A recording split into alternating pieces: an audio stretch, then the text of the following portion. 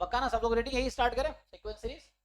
Sequence and series है ना, मैंने जैसे कहा था तुम्हें पहले कि एक पोर्शन हम एक टॉपिक यहाँ से सॉल्व करेंगे, एक ये करेंगे, उसके बाद फिर हम एक ये सॉल्व करेंगे, फिर मतलब एक सॉल्व मतलब क्लास में डिस्कस करेंगे, उसके बाद ये होने के बाद फिर ये होगा, फिर वहाँ वापस आएंगे, ऐसे कर करके हमारा सिलेबस हो जाएगा कंप्लीट। तो सिलेबस के साथ साथ पीवाई क्यूज में टॉपिक वाइज हो रहा है, कुछ नॉन पीवाई क्यू भी हो रहा है। ये अब इसके ज़्यादा मटेरियल्स मिलेंगे तुम्हें, इसके लिए प्रैक्टिस करने के बहुत ज़्यादा मटेरियल मिलेगा, क्योंकि बहुत सारे बने हैं और बहुत सारे हैं पहले के, तो वो है। बाकी तुम बुक से भी प्रैक्टिस कर सकते हो, इसके लिए बुक्स कौन कौन सी मैं लिखा देता हूँ। तो अगर तुम्हें बुक्स देखना हो, मेनली जो आता है, हाँ इसके मापा है, बार्टल की बुक है ना। हाँ तो ये है कि रियल एनालिस, हाँ रूटीन तो हाई लेवल हो गया। तो एक इसके मापा का तुम ये ले सकते हो, हाँ इसके मापा है, या दूसरा है इंट्रोडक्शन टू रियल एनालिसिस नाम होगा इसका, इंट्रोडक्शन टू रियल एनालिसिस, क्योंकि बुक्स तो बहुत सारी है ना। हाँ मलिक अरोड़ा वाली बुक ये भी अच्छी है ना।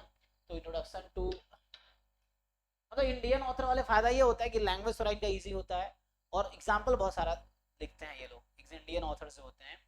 तो इंट्रोडक्शन टू रियल एनालिसिस, और बाई होगा, हाँ शांति नारायण का भी आता है।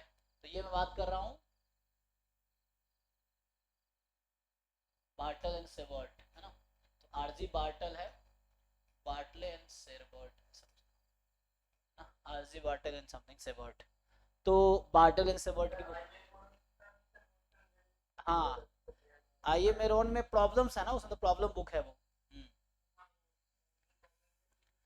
हाँ बहुत अच्छा, देखो तुम ज्यादा से ज्यादा प्रॉब्लम सॉल्व करो, कोशिश तुम्हारी यही होनी चाहिए कि ज्यादा से ज्यादा प्रॉब्लम सॉल्व करो।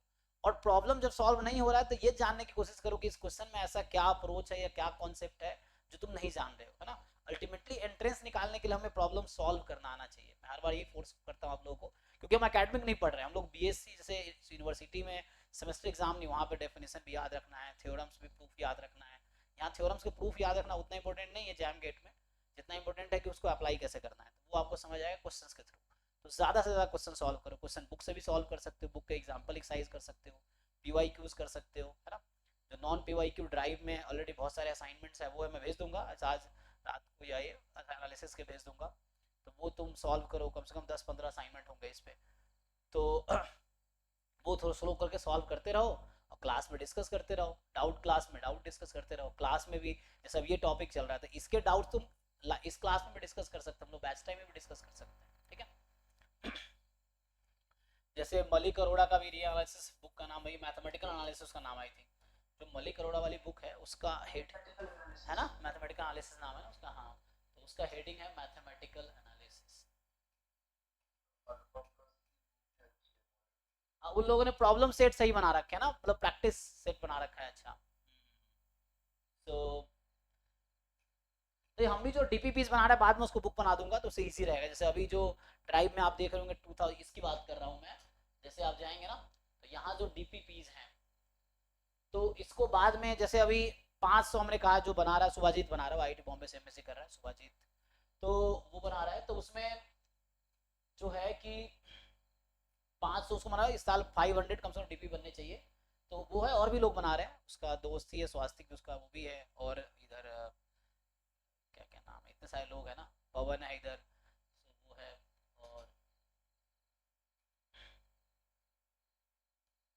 मैं इसकी बात कर रहा हूँ। तुम लोग अभी अब ये बोल रहे ना, क्योंकि वो जो सुभाजीत ने बेसिक प्रोबेबिलिटी के क्वेश्चन बनाए नहीं डीपीपी में, अब ऐड करेगा वो, तो उसने सीधा स्टार्ट किया था रैंडम वेरिएबल से। तो मैं ये बोल रहा हूँ जैसे आप जाते हो ना, जिन लोगों को, अच्छे नए लोगों को नहीं पता हो ना कहाँ पे असाइनमेंट पड़े हुए हैं, तो एक तो P Y Q assignment unit wise चला गया ना।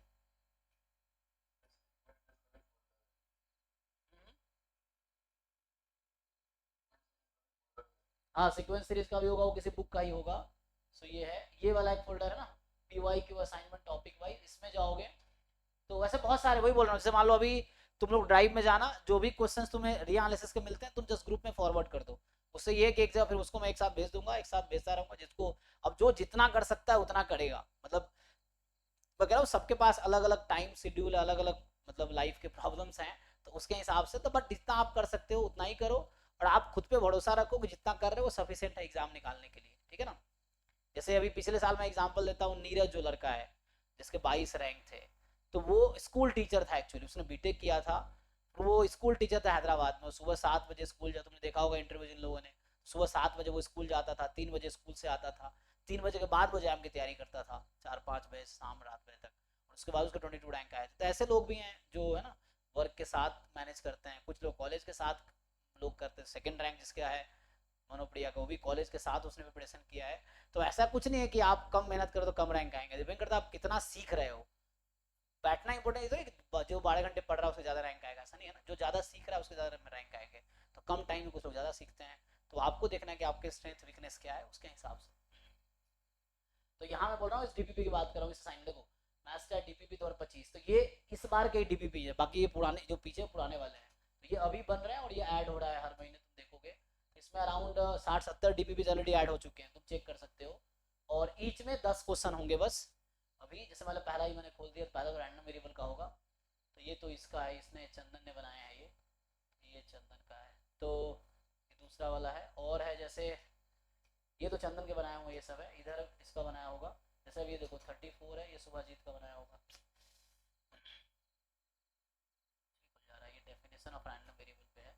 तो ये सब तुम मतलब प्रैक्टिस के लिए सफिशिएंट मटेरियल है, इतने हैं कि तुम पूरे साल में नहीं कर पाओगे। बस ये है कि रोज का टारगेट करो, कम से कम 50-100 क्वेश्चन अगर कर सकते हो तो करो। ये बोल रहा हूँ, जैसे मैं ये खोल रहा था, जैसे ये सीक्वेंस सीरीज टाइप का होगा, इधर इसने बनाए होंगे, जैसे ये सीक्वेंस सीरीज का, ये कौन सा डीपीपी जैसे है, ये 34 नंबर है। अब 34 के आसपास जितने भी होंगे सब सीक्वेंस सीरीज का होगा। ये सीक्वेंस सीरीज का, ये देखो consider sequence of real number, अब तुमसे लिम सुप लिमिट पूछ रहा है, लिमिट सुपीरियर लिमिट इंफीरियर, तो इस तरह से है, बहुत सारे ना। इसमें 10 क्वेश्चन होगा, 10-10 क्वेश्चन का मैंने बताया, इससे क्या होता है कि तुम्हें लगेगा एक मैंने कंप्लीट कर लिया। तो कम क्वेश्चन इसलिए रखे हैं मैंने कि जैसे तुम बैठे 1 घंटे में बैठ के 10 क्वेश्चन कर दिए, तुम्हें लगेगा चलो एक तो हो गया, तो एक अकम्पलिशमेंट वाली फीलिंग आती है। मान लो 500 एक ही में 100 क्वेश्चन 200 रख दे तो तुम्हें बहुत टाइम लगेगा कंप्लीट, जैसे एक एक करके कंप्लीट करते रहो। तो ये 34 नंबर जैसे है, तो ये जब पढ़ाऊंगा थ्योरी, जिन लोगों को थ्योरी ऑलरेडी पता है कि लिमिट सुपीरियर क्या होता है, लिमिट इंफीरियर क्या होता है, तो डायरेक्ट सॉल्व कर सकते हैं। जिनको नहीं पता है तो पहले आपको सीखना पड़ेगा कि what is meaning of limit superior limit inferior, तब जाके क्वेश्चन कर पाओगे आप, है ना। इस तरह से है, बहुत सारे, जो 34 मैंने खोला था ना, मान लो 35 खोलता हूँ, 35 भी सीक्वेंस सीरीज का ही होगा। अब मुझे पता नहीं किसका है, क्योंकि वो लोग बना के ऐड करते हैं इसमें, तो मुझे ये भी सीक्वेंस सीरीज का ही है, तो आपको देखना पड़ेगा कौन कौन सा किस टॉपिक का है। ये भी सीक्वेंस सीरीज का ही है, तो ये कन्वर्जेंट डाइवर्जेंट पे है ना, इस तरह से। तो 10-10 क्वेश्चन है, एमसीक्यू एमएसक्यू एनएटी सब मिलेगा तुम्हें इसमें, है ना। जैसे ये एमएसक्यू है, ये न्यूमेरिकल आंसर टाइप, तो एमसीक्यू एमएसक्यू एनएटी इन 10 क्वेश्चन में ऐसे मिलेगा इसी ऑर्डर में तुम्हें। तो ये मतलब इस फोल्डर में बहुत सारे असाइनमेंट्स हैं। इसमें बेसिक प्रोबेबिलिटी के अभी नहीं होंगे क्योंकि उसने ये लोग रैंडम वेरिएबल से स्टार्ट किए थे, बाकी टॉपिक का बना रहे थे, बेसिक प्रोबेबिलिटी का इसमें नहीं ऐड किया, अब करेगा वो ऐड। तो इस तरह से बाकी और भी है, तुम ये चंदन बना रहा था, ये सब तुम देख सकते हो ना, ये उसका है। तो मतलब तुम एक्सप्लोर कर सकते हो, यूजर्स ओपन करके देखो क्या क्या है, आए तो बैठ के सॉल्व कर दो, कंप्लीट करते जाओ, क्वेश्चन कंप्लीट करते जाओ, ये चीज़ है। मैं यहाँ पे आता हूँ वापस, तो mathematical analysis bye Malik and Arora, तो ये कुछ बुक्स हैं जो आप फॉलो, रूटीन वाली बुक बहुत डिफिकल्ट हो जाएगी, तो रूटीन समझना मुश्किल होगा, एटलीस्ट ग्रेजुएशन के हुए बच्चों के लिए थोड़ा मुश्किल होगा, है ना, रूटीन थोड़े उस लेवल पे फॉलो होता है। हाँ हाँ, उसकी भी ठीक है, बोर्ड की बहुत सारी है, बेसिक्स ये है, जैसे इसमें बहुत सारे एग्जांपल्स तुम्हें मिल जाएंगे इस बुक में, ये है, यहाँ भी है इसमें एग्जांपल्स, यहाँ भी मिल जाएगा तुम्हें जनरली। और मतलब ये सबसे आसान बुक, हाँ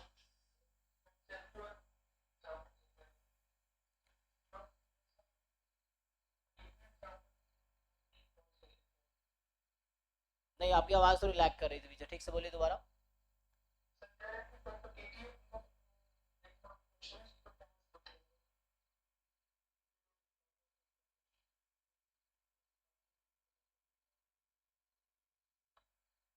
हाँ, तो पूछ क्या रहे, बाकी तो किसी को समझ आया क्या बोलना चाह रहा, कोई बता दो अगर समझ आया तो बड़ी। तो आवाज़ थोड़ी कभी कभी बहुत तेज आती, कभी स्लो आती है, तो वो समझ नहीं आता। सर कह रहे थे कि ये जो सुनते हैं सर, सेमेस्टर एग्जाम ये यस, सर कॉम्पिटिटिव अभी अभी कॉम्पिटिटिव के लिए जैसे एक नाम ले रहा था ना, तो डिफरेंट कोचिंग्स वाले लोग हैं, हम हैं या और भी लोग हैं, वो लोग अपना असाइनमेंट बनवाते हैं डिफरेंट लोगों से या खुद बनाते हैं, तो इस तरह से है। तो वो लोग एंट्रेंस पर्पज से बना, जैसे हमारा जो बना हुआ है तो ये एंट्रेंस पर्पज से ही बना, मैं जब भी दिखा रहा था टीपीपी आपको। तो ये सब सॉल्व करो ना, अगर आपने बुक्स होता है समझने के लिए, बेसिक डेफिनेशन, बुक्स के जो एग्जाम्पल्स होते हैं वो आसान होते हैं और एग्जाम में थोड़े मुश्किल क्वेश्चंस आते हैं, तो इस तरह से है। लेकिन बुक है समझने के लिए, पहले आप जैसे आप बाहर बहुत ऊंची पहाड़ चढ़ना है तो स्टार्ट तो जीरो से करेंगे, तो जैसे बुक से आप पढ़ सकते हैं कि क्या मीनिंग है, हम लोग वही पढ़ा रहे हैं तो बुक की जरूरत नहीं पड़ेगी, मैं पढ़ा रहा हूँ सीधा तुम प्रॉब्लम स्टार्ट कर सकते हो। फिर भी तुम्हें समझना है तो you can go through once book also, ताकि ये समझ, मतलब मेरे पढ़ाने के बाद आपको बुक इजीली समझ आएगा, और नहीं समझ आएगा तो मेरे से क्लास में डिस्कस करोगे, सर इस बुक में ये लिखा हुआ है इसका क्या मतलब है, तो ऐसे आप पूछ सकते हो मुझसे, कोई दिक्कत। अगर कोई बुक पढ़ रहे हो, किसी बुक में कोई डेफिनेशन समझ नहीं आया, थ्योरम समझ नहीं आया, या कोई एग्जांपल समझ नहीं आ रहा, एक्सरसाइज नहीं आ रहा, तो पूछो मुझसे, ये है। तो बुक का पर्पस एग्जाम क्वालिफाई नहीं, एंट्रेंस के लिए कोई बुक नहीं लिखा गया है ना, ना गुप्ता कपूर वाली बुक है ना ये सब बुक्स हैं, तो ये आप बस बुक से होता है इंट्रोडक्टरी नॉलेज के लिए, डेफिनेशन थ्योरम समझना है। देन प्रॉब्लम भी, ये लोग प्रॉब्लम इनके भी बहुत डिफिकल्ट नहीं होते, इन बुक्स के प्रॉब्लम्स भी बहुत आसान होते हैं, आप देखोगे मतलब आसानी तो एवरेज लेवल तक जाता है, उस लेवल तक नहीं जाता। क्वेश्चन होते हैं, हाँ तो एंट्रेंस क्वेश्चन होते हैं, क्या होते हैं, कंसेप्चुअल क्वेश्चंस होते हैं। हाँ होते हैं, मतलब वही एक जैसे एक क्वेश्चन में एक कॉन्सेप्ट घुसाते हैं बस। एंट्रेंस में क्या है, 4-5 कॉन्सेप्ट घुसा के एक क्वेश्चन बना देगा, अब तुम्हें वो सारे कॉन्सेप्ट पता होने चाहिए जो उसमें यूज हुआ है, तो इसलिए एंट्रेंस में क्वेश्चन कई बार, मतलब आसान पेपर है चलो सब आसान है, अगर डिफिकल्ट पेपर है तो फिर क्वेश्चन में 4-5-10 कॉन्सेप्ट मिले हुए हैं जो बहुत कॉम्प्लिकेटेड हो जाते हैं, तो उसके लिए प्रैक्टिस करना होगा। तो इसलिए ये जो असाइनमेंट मैंने बनाया है, सुभाजीत बोल रहा डिफिकल्ट बनाना, तो देखना ये डीपीपी जो है ना इस फोल्डर में, ये बहुत मुश्किल मुश्किल क्वेश्चन हैं, तो जो लोग रिपीटेड एटलीस्ट लोग, उनको समझ आ जाएगा कि कैसे क्वेश्चन है। मैं इसकी बात कर रहा हूँ, ये जो फोल्डर्स हैं तुम जाओगे, ये जो मैथस्टैट डीपीपी असाइनमेंट इसकी बात कर रहा हूँ, इसमें ऑलरेडी 60-70 असाइनमेंट ऑलरेडी है, एटलीस्ट 70 होगा ऑलरेडी सब मिला के, क्योंकि 2 लोग बना रहे हैं ना, जैसे ये 12-9 ये चंदन वाला है, तो चंदन भी 1 से ही नंबरिंग स्टार्ट किया है, तो 1 से लेके आई थिंक 30 तक उसने बनाए हैं। सुभाजीत ने भी 1 से ही स्टार्ट किया अपना, तो 1 से लेके 50-60 तक सुभाजीत का भी है, इसमें कम से कम 70-80 असाइनमेंट है ऑलरेडी जो तुम्हारे सिलेबस का है, और ये एंड तक 500 प्लस इसमें हो जाएगा तुम्हें असाइनमेंट्स, ये है इसी फोल्डर में। बाकी एक्स्ट्रा है, बाकी फोल्डर में जो है वो है, इसमें तुम्हें एंड तक 500 प्लस असाइनमेंट इस फोल्डर में मिलेंगे जो कि इस साल बन रहे हैं, ये चीज है। तो हम आगे बढ़ते हैं, तो ये बुक्स है, अगर आप चाहो तो यू कैन रेफर दिस, है ना, जस्ट गो थ्रू पढ़ सकते हो। बाकी क्लैरिटी आती है प्रॉब्लम सॉल्व करने से, है ना, क्लैरिटी आएगा जब मैं क्वेश्चन पूछूंगा, अगर आप क्लियरली आंसर दे पा रहे हो मतलब आपको क्लैरिटी है, वरना कई बार आप बुक पढ़ते हो आपको लगता है आता है, तो आप क्वेश्चन सॉल्व करते हो आपसे नहीं होता है, तो मतलब वो चीज़ें बहुत क्लियर नहीं है। सो चलिए आगे बढ़ते हैं, तो हम आते हैं सिलेबस पे। तो यहाँ पे जैसे ये सिलेबस है, तो ये कहाँ से स्टार्ट कर रहा है, sequence and series of real number. तो यहाँ पे देखो एक सीक्वेंस आपने लोअर क्लास में पढ़े होंगे, सीक्वेंस सीरीज जो 11th-12th क्लास में है, तो वहाँ जनरली वो लोग फाइनाइट सीक्वेंस की बात करते हैं, मतलब फाइनाइट नंबर ऑफ टर्म्स होते हैं। यहाँ पे जो सीक्वेंस एक्चुअली इनफाइनाइट सीक्वेंस है, मतलब बाई डिफॉल्ट इनफाइनाइट सीक्वेंस है, सीरीज जो है वो इनफाइनाइट सीरीज है एक्चुअली, तो यहाँ पे फाइनाइट सीक्वेंस फाइनाइट सीरीज की बात नहीं होगी, ये जो लिखा हुआ है सीक्वेंस मींस इनफाइनाइट सीक्वेंस, तो यहाँ जो सीक्वेंस है इस एनालिसिस में, so it is infinite sequence actually, और ये जो सीरीज है इनफाइनाइट सीरीज है, तो यहाँ पे इनफाइनाइट सीक्वेंस इनफाइनाइट सीरीज की बात होगी, फाइनाइट सीक्वेंस फाइनाइट सीरीज की बात नहीं करेगा ये लोग, ठीक है ना। तो जो भी टर्म्स हम लोग डिफाइन करेंगे इसमें, जो भी चीजें डिफाइन करेंगे सब इनफाइनाइट सीक्वेंस, मतलब एक सीक्वेंस बोल रहा हूँ मतलब उसमें इनफाइनाइट टर्म्स हैं, ठीक है, अदरवाइज फाइनाइट सीक्वेंस बोलूंगा। अगर सिर्फ सीक्वेंस वर्ड यूज हो रहा है यहाँ पे, या मैं अगर लिख रहा हूँ या कोई बुक लिख रहा है हायर लेवल की, तो वो इनफाइनाइट सीक्वेंस की बात कर रहा है, उसमें इनफाइनाइट टर्म्स हैं। Otherwise 9th 10th 11th 12th में जो सीक्वेंस सीरीज आते हैं वहाँ पे फाइनाइट होता है, सीक्वेंस में 10 टर्म भी है, तो वो बच्चों वाली चीज़ें हैं, तो वो अलजेब्रा में आता था वहाँ पे। ये एनालिसिस है जो कि कैलकुलस का एक्सटेंशन होता है, तो क्योंकि लिमिट उमिट जो आप फंक्शन की लिमिट निकालते हो, यहाँ सीक्वेंस की लिमिट निकालनी पड़ेगी, वही स्क्वीज थ्योरम सैंडविच थ्योरम जो फंक्शन में है वही यहाँ पे भी है। सो बहुत सारी चीज़ें, क्योंकि अच्छा मैं अभी पूछ ही लेता हूँ तुम लोग, चलो स्टार्ट करते हैं तो समझ आएगा मैं क्यों बोल रहा हूँ, ये बहुत सारी चीज़ें ऑलमोस्ट सब कुछ सीक्वेंस के साथ मैच करेगा। तो पहला चीज आता है सीक्वेंस ऑफ रियल नंबर, तो मैं इसके डेफिनेशन से स्टार्ट करता हूँ, ठीक है। सो मैं स्टार्ट करता हूँ सीक्वेंस, हाँ सीक्वेंस ऑफ रियल नंबर। तो मैं ये बोलना चाह रहा हूँ पहली बात कि फिर से सीक्वेंस का मतलब इनफाइनाइट सीक्वेंस, तो आपको नहीं समझना है कि सर सीक्वेंस में 4 टर्म भी तो हो सकते हैं, नहीं होगा यहाँ पे सीक्वेंस का मतलब इनफाइनाइट सीक्वेंस, ठीक है। तो सीक्वेंस बोलने का मतलब बाय डिफॉल्ट ये इनफाइनाइट सीक्वेंस है। सो this is actually infinite sequence है, सीक्वेंस का मतलब इनफाइनाइट सीक्वेंस, ठीक है। सो सीक्वेंस मतलब इनफाइनाइट सीक्वेंस है, ठीक है। तो इसका डेफिनेशन पे आते हैं। हाँ, तो सीक्वेंस का डेफिनेशन क्या है, अभी बताया इन्होंने कि सीक्वेंस भी एक फंक्शन ही है ना। इसलिए मैं बोल रहा था कि जो भी फंक्शन में लिमिट के कॉन्सेप्ट्स हैं वो सब यहाँ एप्लीकेबल होगा, because sequence is itself a function. तो सीक्वेंस भी एक फंक्शन ही है एक्चुअली। तो जो फंक्शन में आप लगाते हो लिमिट के कॉन्सेप्ट्स वो सब यहाँ पे लगेंगे, क्योंकि ये भी एक फंक्शन है। वो अलग बात है फंक्शन का डोमेन अनकाउंटेबल सेट हो सकता है ना, इस तरह से, मतलब फाइनाइट भी हो सकता है, काउंटेबल भी हो सकता है, अनकाउंटेबल भी हो सकता है। सीक्वेंस का डोमेन फिक्स्ड है, सेट ऑफ नेचुरल नंबर, वो चेंज कभी नहीं होगा।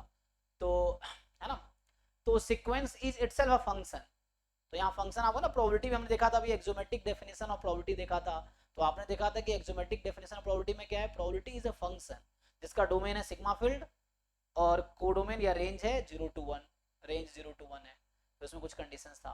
तो ऐसी सीक्वेंस भी एक फंक्शन है जिसका डोमेन है सेट ऑफ नेचुरल नंबर्स और जिसका रेंज है किस में बात कर रहा है, जैसे सीक्वेंस ऑफ रियल नंबर बात कर रहा है तो इसका रेंज या कोडोमेन रियल नंबर है।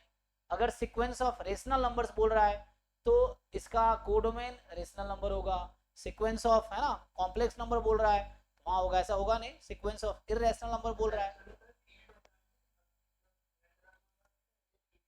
हाँ yes natural number to field, हाँ। तो आगे जाके वो फील्ड आता है जो कि फील्ड एब्स्ट्रैक्ट अलजेब्रा में आ जाता है। तो यहाँ पे फील्ड बहुत ज़्यादा डिस्कस नहीं करेंगे हम, जैसे हाँ set of real number field है इस तरह से। सो कहने का मतलब वही है कि सीक्वेंस ऑफ रियल नंबर बोला है तो मतलब सीक्वेंस एक फंक्शन है। एक मिनट, विंडो खोल दिया ना, कीड़ा मकोड़ा आ रहा है।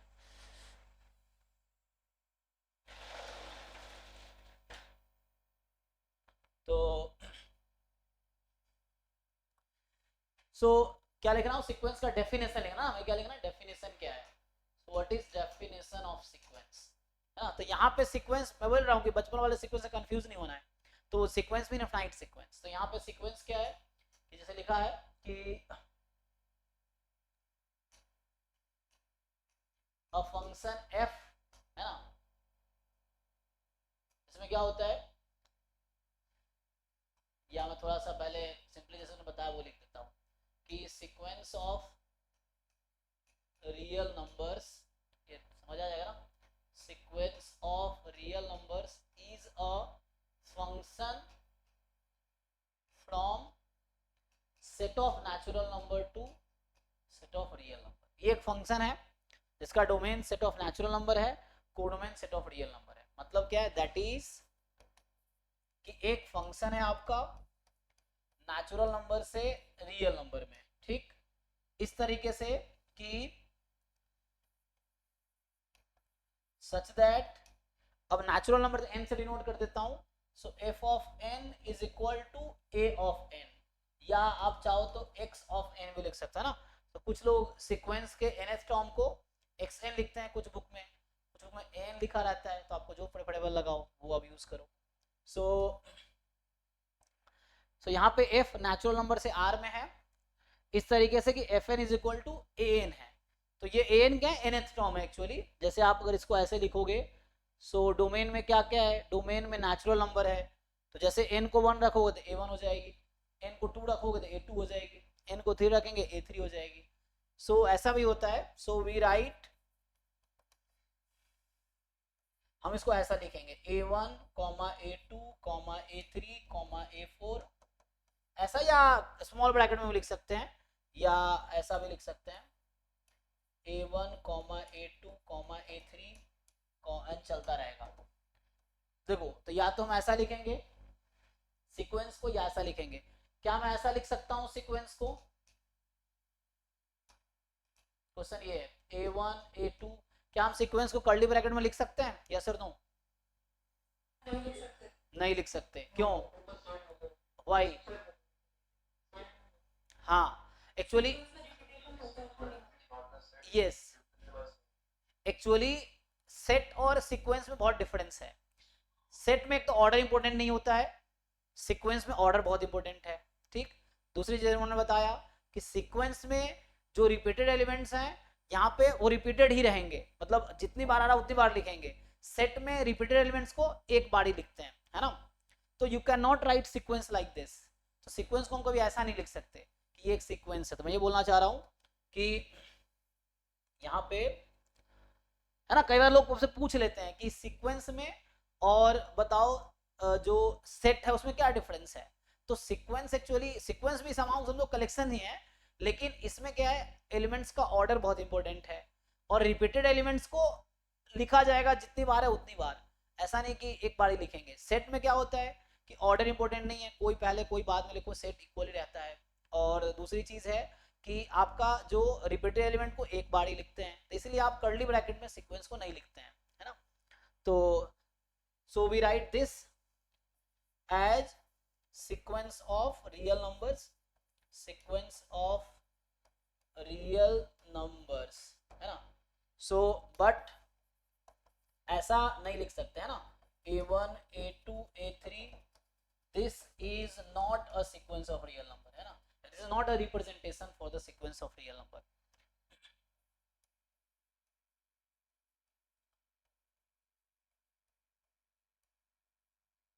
इसका मतलब ये है कि चूंकि ये जो सेट में आ गया, तो सेट की एक अलग प्रॉपर्टीज है ना। सेट एक कलेक्शन है जहां आपके पास है ना रिपीटेड एलिमेंट्स एक बार ही लिखोगे आप, फिर ऑर्डर इंपॉर्टेंट नहीं है, लेकिन यहाँ पे ऑर्डर इंपॉर्टेंट है, तो इस तरीके से लिखना पड़ेगा, है ना। यहाँ पे ये मतलब था कि ये जो नंबर होगा this will be the real number, so fn will be this for all n belongs to natural number, ठीक है। तो सिंपल यहाँ पे बताने का ये मतलब है कि सीक्वेंस का डेफिनेशन क्या है। तो मैथमेटिकली सीक्वेंस एक फंक्शन है जिसका डोमेन नेचुरल नंबर है, कोडोमेन रियल नंबर है। हम लोग उस फंक्शन को ऐसे डिफाइन करते हैं, this is the definition of the function, कि जो fn है आपका an है and this is natural number. और जनरली सीक्वेंस को हम ऐसा लिखेंगे, एग्जांपल लिख देता हूँ कुछ मैं, ठीक है जी। हाँ, जैसे एग्जांपल के लिए तो जनरली हम लोग क्या करते हैं कि जैसे ये कह रहा था मैं, अभी जैसे लिखा था हमने, इसको ऐसा लिख दूंगा मैं। तो जैसे लिख रहा था सीक्वेंस को हम ऐसा लिख सकते हैं, a1 a2 dot dot dot, ऐसा चल रहा है, a1 a2 a3 इस तरह से है। सो इसको आप देखोगे बुक्स में ऐसा भी लिखा रहेगा, an n from 1 to infinity, बात बराबर। इसको आप ऐसा भी लिख सकते हैं, यही चीज ये ना लिख के आप ऐसा लिख सकते हैं, a1 a2 डॉट डॉट, तो यही चीज ऐसी रहेगी। या ये लिखने से बचने के लिए जस्ट लोग ऐसा लिख देते हैं, तो मतलब वही रहेगा। अगर सिर्फ ऐसा लिखा हुआ है सो मीनिंग सेम है, सो आप ऐसे लिखो या ऐसे लिखो या ऐसे लिखो, सेम चीज है। सो ऐसा लिखा रहेगा या ऐसा लिखा रहेगा, मतलब ये सीक्वेंस है ऑफ रियल नंबर। an मतलब nth टर्म है उस सीक्वेंस का, है ना। सीक्वेंस जनरली आप ऐसे लिखते हैं ना, a1 is the first term, a2 second term, a3 third term, a4 fourth term, and इस तरीके से चलता रहेगा। तो ये सीक्वेंस है, तो यहाँ ऑर्डर फिक्स है, a1 a2 को इंटरचेंज करोगे दूसरी सीक्वेंस हो जाएगी वो। सो इस तरह से तो ये एक सीक्वेंस ऑफ रियल नंबर है। एग्जांपल में लिख रहा था, जैसे मान लो ऐसा लिख देता हूँ जस्ट 1, तो मतलब ये कांस्टेंट सीक्वेंस जिसके हर टर्म की वैल्यू 1 है। तो यहाँ मतलब हो गया पहला टर्म भी 1 है, दूसरा टर्म भी 1 है, तीसरा टर्म भी 1 है, so all terms are equal to 1। दूसरा सीक्वेंस हो सकता है जैसे -1 की पावर, हाँ हाँ आते हैं, तो -1 की पावर n है जैसे। तो अब यहाँ n आपको टर्म्स, क्योंकि -1 की पावर एक्चुअली nth टर्म है और डोमेन इसका नेचुरल नंबर होता है, तो n 1 से स्टार्ट करेंगे। अच्छा, आप बुक्स में देखोगे 0 से भी स्टार्ट करते हैं। तो जो फॉरेन ऑथर्स के जनरली बुक्स होते हैं वो लोग 0 से ही स्टार्ट करते हैं चीज़ें, तो उसमें कोई प्रॉब्लम नहीं है। जैसे मैंने डिफाइन किया कि 1 से, आपने कहा कि नेचुरल नंबर सही, तो वो लोग कैसे डिफाइन करते हैं, जिस बुक में n 0 से स्टार्ट हो रहा होगा तो वो डोमेन नेचुरल नंबर यूनियन 0 को ले रहा हो, मतलब होल नंबर जिसको हम लोग बोलते हैं ना, कि नेचुरल नंबर इंक्लूडिंग 0, तो वहां पे वो लोग डिफाइन करते हैं कि 0 को भी डोमेन में इंक्लूड करते हैं। तो उसके हिसाब से उनका फिर नोटेशन चलता है और उनका मतलब आगे पूरा बुक उसी पैटर्न पे है। तो मैंने चूंकि भी डिफाइन किया है n to r, आप चाहो तो मैं डोमेन ये ले सकता था, set of natural number union 0 और यहाँ से r तक। तो यहाँ पे हमारा सीक्वेंस फिर ऐसा होगा a0 a1 a2, है ना। तो कुछ ऑथर्स 0 से प्रेफर करते हैं लेना, तो ये ऐसे भी तुम लिख सकते हो। तो इस केस में ये हमारा डोमेन है, तो डिपेंड करता है हम डिफाइन कैसे कर रहे हैं, ठीक है ना। तो अगर आप इस तरीके से डोमेन ये लोगे तो सीक्वेंस के टर्म्स ऐसे होंगे, और और हम लोग n से डिफाइन किए तो 1 से स्टार्ट किए, और दोनों सही है, कोई प्रॉब्लम नहीं है।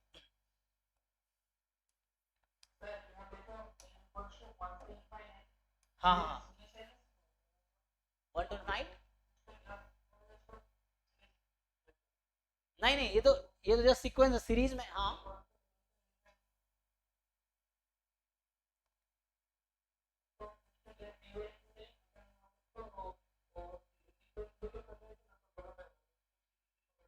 किसको किसको सीरीज में करना पड़ेगा?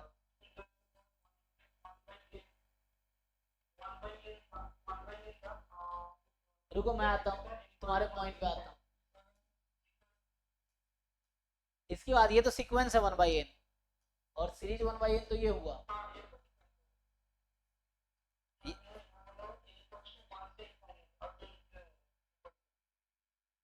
ये तो इसको आप कह रहे सीरीज है? नहीं सीरीज क्यों है, तो सीक्वेंस है। सीरीज होगा तो ऐसे लिखा होगा n फ्रॉम 1 से इन्फिनिटी, यहाँ भी अगर लिख रहा हूँ 1 से इन्फिनिटी तो ये सीक्वेंस है, ये सीरीज है। तुम दिखाओ कहीं पे ऐसा हो कोई बुक में या पीवाई को जो आप कह रहे हो, तो एक बार मैं देखूंगा तो फिर हम लोग समझेंगे क्या है। सो आप एक बार भेजना मुझे है ना। हाँ हाँ आते हैं जी।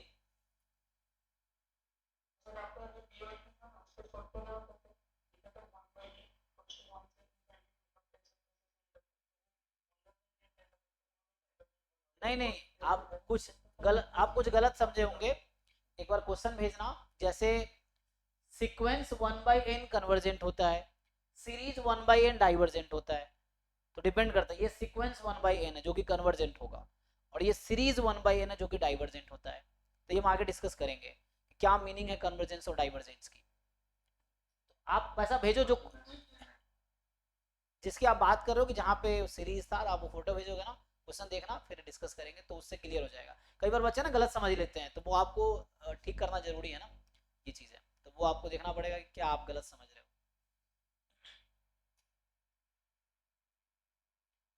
ठीक है, जैसे अब यही लिख रहा था मैं, इसको कंटिन्यू करता हूँ। जैसे तो यहाँ पे जैसे n को 1 रखेंगे तो पहला टर्म -1 है, फिर 1, फिर -1 1 चलता रहेगा। तो ये सीक्वेंस है, अभी मैं ऐसे लिखूंगा सीक्वेंस को। जैसे अभी बोल रहे थे आप 1/n, तो ये सीक्वेंस 1/n। इवन मैं यहाँ 1 से इन्फिनिटी भी लिखता हूँ तभी मतलब वही है। तो यहाँ n को 1 रखेंगे तो पहला 1/1, दूसरा 1/2, तीसरा 1/3, 1/4, तो इस तरह चल रहा है। तो सीक्वेंस क्या है, एक फंक्शन है, 1 2 3 है ना, इस तरह से a1 a2 a3 a4 a5 का एक ऑर्डर्ड कलेक्शन समझ लो, ये है। तो इस तरह से लिखते हैं हम लोग पैरेंथेसिस में। तो ये सीक्वेंस है। सीरीज, अभी कोई पूछ रहा सीक्वेंस सीरीज में डिफरेंस क्या है, तो सीक्वेंस के टर्म्स को आप ऐड कर दोगे तो जो एक्सप्रेशन है a1 plus a2 plus a3 plus a4 and dot dot dot, तो ये जो एक्सप्रेशन है कि सीक्वेंस के टर्म्स के सम जो है, तो उसको सीरीज बोलते हैं हम। पार्शियल सम आगे आएगा। सो this is a series, meaning यहाँ सीरीज का अगेन मतलब होगा इनफाइनाइट सीरीज। हम लोग जितने भी सीक्वेंस वर्ड मैं यूज कर रहा हूँ या कोई बुक आप देखोगे इस लेवल पे, तो सीक्वेंस मतलब इनफाइनाइट सीक्वेंस, सीरीज मतलब इनफाइनाइट सीरीज। जो आप करो पार्शियल सम, तो वो फाइनाइट एन टर्म्स का सम होता है ना सीरीज का, तो वो पार्शियल सम होगा। That is sum of N term of the sequence, वो पार्शियल सम है उस सीरीज का या उस सीक्वेंस का बोल सकते हो। तो अभी है ना, तो ये एग्जांपल है, जैसे ये कांस्टेंट सीक्वेंस है तो वैल्यू इक्वल है हर टर्म में। -1 इसको ऑसिलेटरी सीक्वेंस भी बोलते हैं, तो 1 -1 ऑसिलेट कर रहा है। ये 1/n है, 1 2 3 एंड सो ऑन। फिर ऐसे हो सकता है सीक्वेंस जैसे n², तो ये आपके पास है कि है ना, ऐसा जैसे मुझे 1 4 9 16 इस तरह से है। तो ये आपका सीक्वेंस है ना, ये सब सीक्वेंसेस हैं, इनफाइनाइट सीक्वेंसेस हैं। कुछ सीक्वेंस ऐसा भी डिफाइन रहता है, जैसे आप देखते होंगे कि an 1/2 की पावर n जब n ऑड है, 1/3 की पावर n जब n इवन है। तो ये an का मतलब फिर से कह रहा हूँ, an means nth term of the sequence. ठीक, तो जैसे इसी को हम लिखेंगे जब ये an है, अब यहाँ मैं इसको लिखूंगा तो यहाँ मतलब वही है n फ्रॉम 1 to infinity, नहीं भी लिखेंगे तब भी मतलब वही है। तो जब n को 1 रखेंगे तो ऑड है तो ये 1/2 आएगी, n को 2 रखेंगे इवन है तो 1/3², n को 3 रखेंगे तो 1/2 n को 4 रखेंगे 1/3 की पावर 4 एंड सो ऑन, इस तरह चलती रहेगी। या और भी जैसे आप आगे देखोगे इस तरह के सीक्वेंस -1 की पावर n अपॉन n, तो इसको एक्सपैंड करेंगे सीक्वेंस को टर्म्स वाइज, तो 1 रखेंगे तो जैसे -1/1, 2 रखेंगे तो 1/2, -1/3, 1/4, -1/5, 1/6 एंड सो ऑन, ये चलता रहेगा। इवन कई बार सीक्वेंस ऐसे भी डिफाइन होता है, आपको सीक्वेंस दे देगा 1 + 1/2 factorial plus 1/3 factorial and up to 1/n factorial, तो ये भी एक सीक्वेंस है। This an is actually a sequence, ठीक है ना। तो अगर आप वैसे लिख सकते हो, तो ये जो an है दिस इज अ सीक्वेंस, आपको ये नहीं समझना कि ये अभी एक सीक्वेंस है, इसका nth टर्म है। तो इस तरह से कई बार सीक्वेंस डिफाइन रहता है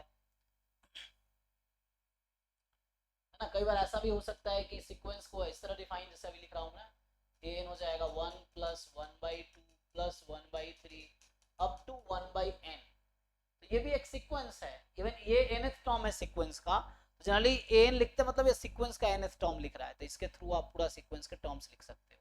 तो यहाँ हम ईच टर्म को लिख रहे हैं इसके थ्रू, कि पहला टर्म n को 1 रख दो तो 1 आ जाएगा, दूसरा टर्म 1 + 1/2, तीसरा टर्म 1 + 1/2 प्लस 1/3, चौथा टर्म कि 1 + 1/2 प्लस 1/3 प्लस 1/4, इस तरह से। यहाँ जैसे मैं लिख रहा था कि यहाँ लिखते तो n को 1 रखेंगे तो पहला टर्म जस्ट 1 रहेगा, n को 2 रखेंगे तो 1 + 1/2 फैक्टोरियल, 3 रखेंगे तो 1/2 प्लस 1/3 फैक्टोरियल, n को 4 रखेंगे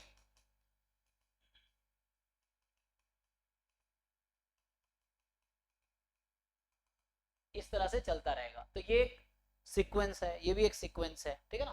तो ऐसा नहीं कि ये देखिए सीरीज हो गया, अब an लिखा हुआ तो nth term of a sequence है, सो वो समेशन फॉर्म में भी हो सकता है, ठीक है। तो जैसे आप लोग वेल नोन जानते होंगे और सीक्वेंस, ये सब है ना, कुछ आपको याद रखना। कई बार ना इसमें क्या होता है, बहुत सारे क्वेश्चन एग्जाम्पल के थ्रू सॉल्व होता है, कि क्योंकि इसमें पूछता है कन्वर्जेंट है डाइवर्जेंट है, तो आप एग्जाम्पल लो, ऑप्शन डिस्कार्ड से अक्सर मैं ये मेथड यूज करता हूँ, कि जैसे क्योंकि एंट्रेंस में आपको कम टाइम में ऑप्शन करेक्ट ऑप्शन टिक करना है, तो हर ऑप्शन को प्रूव करोगे तो टाइम लगेगा, तो यू टेक एग्जाम्पल, जो उससे फिट नहीं बैठ रहा है यू कैन डिस्कार्ड, तो इसमें बहुत यूज होगा वो सब चीजें। सो एन जैसे है, सो आपके पास एन कई बार ना ये जैसा सीक्वेंस है, ये आप लोग जानते होंगे है ना। तो इसके अगर आप टर्म्स देखोगे, हाँ, तो जैसे अब कई बार ऐसा ऑप्शन आ जाता है एग्जाम में कि choose the true statement, sequence of rational number can converge to irrational number, अब ट्रू फॉल्स चुनना है, तो स्टेटमेंट ट्रू है, ये सीक्वेंस ऑफ रैशनल नंबर है जो कन्वर्ज करेगी इरेशनल नंबर, आपने कहा लिमिट ई आएगी, e is irrational number, Euler number, e एक इरेशनल नंबर है, और इसके हर टर्म रैशनल नंबर आप चेक कर सकते हो, एन कुछ भी रखोगे तो ये रैशनल नंबर आंसर देगा। So this is a sequence of rational numbers that will converge to an irrational number. तो इस तरह के एग्जाम में आपको स्टेटमेंट बेस्ड जो क्वेश्चंस आते हैं कि ट्रू फॉल्स चुनना है, तो वहां पे आपके पास एग्जांपल रहेगा, तो डिस्कार्ड इजीली कर पाओगे, ये चीज है। वैसे ही sequence of irrational number can converge to rational, ऐसा भी है। तो जैसे इसके टर्म्स अगर आप लिखोगे, n को 1 रख दो तो यहाँ पे 1 प्लस कितना होगा, 1 + 1 2, तो 2 की पावर 1 हो जाएगी, n को 1 रखा मैंने, फिर n को 2 रखेंगे, सो 1 + 1/2 इसकी पावर 2, n को 3 रखेंगे, 1 + 1/3 की पावर 3, 1 + 1/4 इसकी पावर 4 एंड सो ऑन। तो इस सीक्वेंस के each term is a rational number ना, p/q के फॉर्म में आ जाएगा, बट जो लिमिट आती है वो इरेशनल नंबर आती है, ये। और किसकी पावर, अल्फा क्या है, नहीं तो डिफाइन करना पड़ेगा ना, जैसे अल्फा अगर मान लो 0 हो गया तो रैशनल नंबर हो गया, फिर की पावर 0 1 हो गई तो रैशनल हो गया, अगर वो, हाँ तो एक्चुअली ये जब ये वेल डिफाइन होनी चाहिए, तो आप जैसे आप पूछो ना ई स्क्वायर रैशनल है कि इरेशनल, आप मुझे बताओ ई स्क्वायर रैशनल है कि इरेशनल है, ई स्क्वायर क्या है, इरेशनल है, तो अब ऐसे पूछो ना कि E square E Q particular, ये कि हाँ इरेशनल है, सो आप वो इरेशनल ही रहेगा, यस। सो ये सब थोड़े प्रॉपर्टीज है बेसिक इरेशनल नंबर की ना। इरेशनल नंबर का डेफिनेशन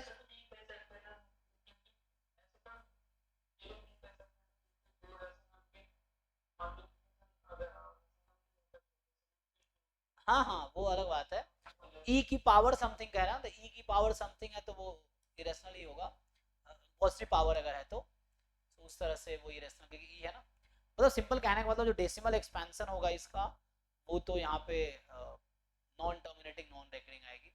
तो या दूसरा एग्जांपल मैं दे रहा था, देखो जैसे मान लो बी एन एक नाम देता हूँ मैं सीक्वेंस का,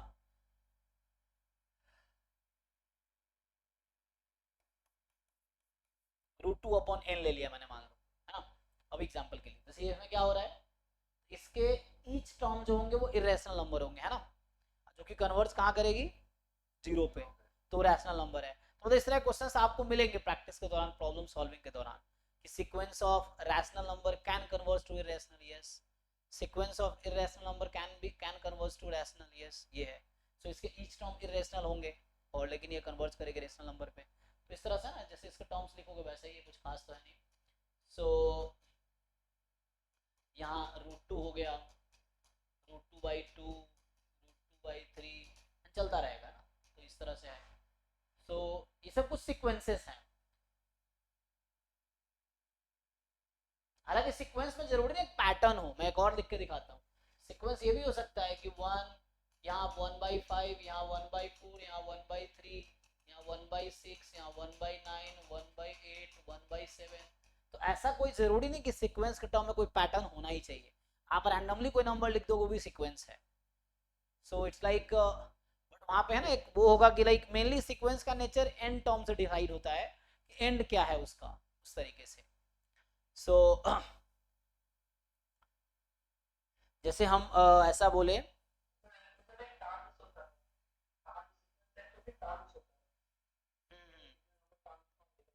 यस यस, सो नहीं आगे के टर्म्स बताओ, हाँ बिल्कुल हो सकता है सीक्वेंस, में क्या दिक्कत है, मैथमेटिकल ऑर्डर में होता है। किसने कहा आपको, कहाँ लिखा हुआ है ऐसा, यस यस। तो मुझे मान लो आगे मैं ऐसा फिक्स कर दूं, आगे मैं इसको वो कर दूं, कोई जरूरी थोड़ी है कि सीक्वेंस, यही तो सीखने की जरूरत है आपको। तो इसका भी कोई फॉर्मूला हो सकता है जो आपको नहीं दिख रहा है, ऐसा हो सकता है इसको मैं एक ऐसा कोई एक फंक्शन लिख दूं जिसपे ये फिट हो जाए, ऐसा भी तो हो सकता है ना, जरूरी थोड़ी कि नहीं होगा ऐसा। तो आगे मैं अगर आगे मान लो ऐसा कर दूं 1/10, 1/11, मैं अभी ऐसा तो चलो यहाँ पे फिक्स कर दिया, अदरवाइज ऐसे कोई जरूरी नहीं कि कोई पर्टिकुलर आपको दिखे ही कि वो पर्टिकुलर ऑर्डर फॉलो कर रहा है या मैथमेटिकल फॉर्म फॉलो कर रहा है, स्टिल वो सीक्वेंस हो सकती है। जैसे एग्जांपल के लिए जैसे ये है 0.1 है, मान लो 0.101 है, 0.1001 है, मान लो इस तरह से। तो यहाँ आपको एक हालांकि बटन दिख रहा होगा, लेकिन ये इरेशनल मतलब इरेशनल नहीं बोल रहा हूँ, यहाँ पे एक्चुअली ये सब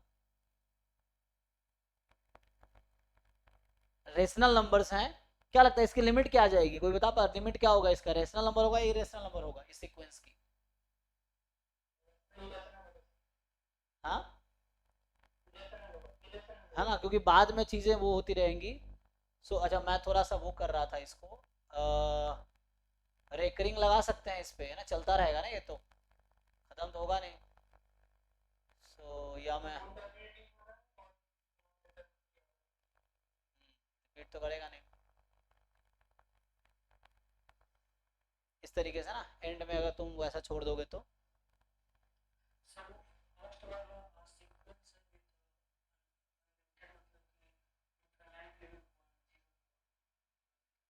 पहला वाला,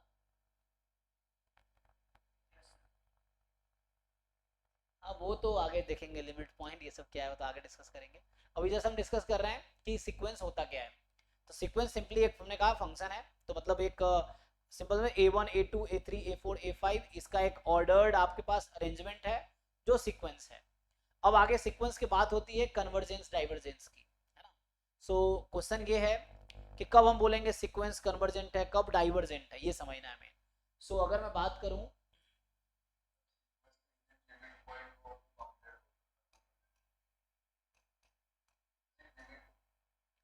कन्वर्जेंस ऑफ सीक्वेंस। अच्छा, इससे पहले आप ये भी बात कर सकते हो सीक्वेंस कब इंक्रीजिंग होगा कब डिक्रीजिंग होगा। जैसे आप जानते हो फंक्शन कब इंक्रीजिंग है कब डिक्रीजिंग है। तो जैसे यहाँ पे जो टर्म्स यूज होंगे नॉन डिक्रीजिंग नॉन इंक्रीजिंग है ना, इंक्रीजिंग डिक्रीजिंग, तो डिपेंड करता है डिफाइन कैसे करते हैं। जैसे नॉन डिक्रीजिंग सीक्वेंस, अगर इसकी बात करूं मैं, ये टर्म्स यूज करेगा पीवाईक्यूज में, नॉन डिक्रीजिंग सीक्वेंस। इसका क्या मतलब होगा कि एक सीक्वेंस है, so a sequence an is non decreasing,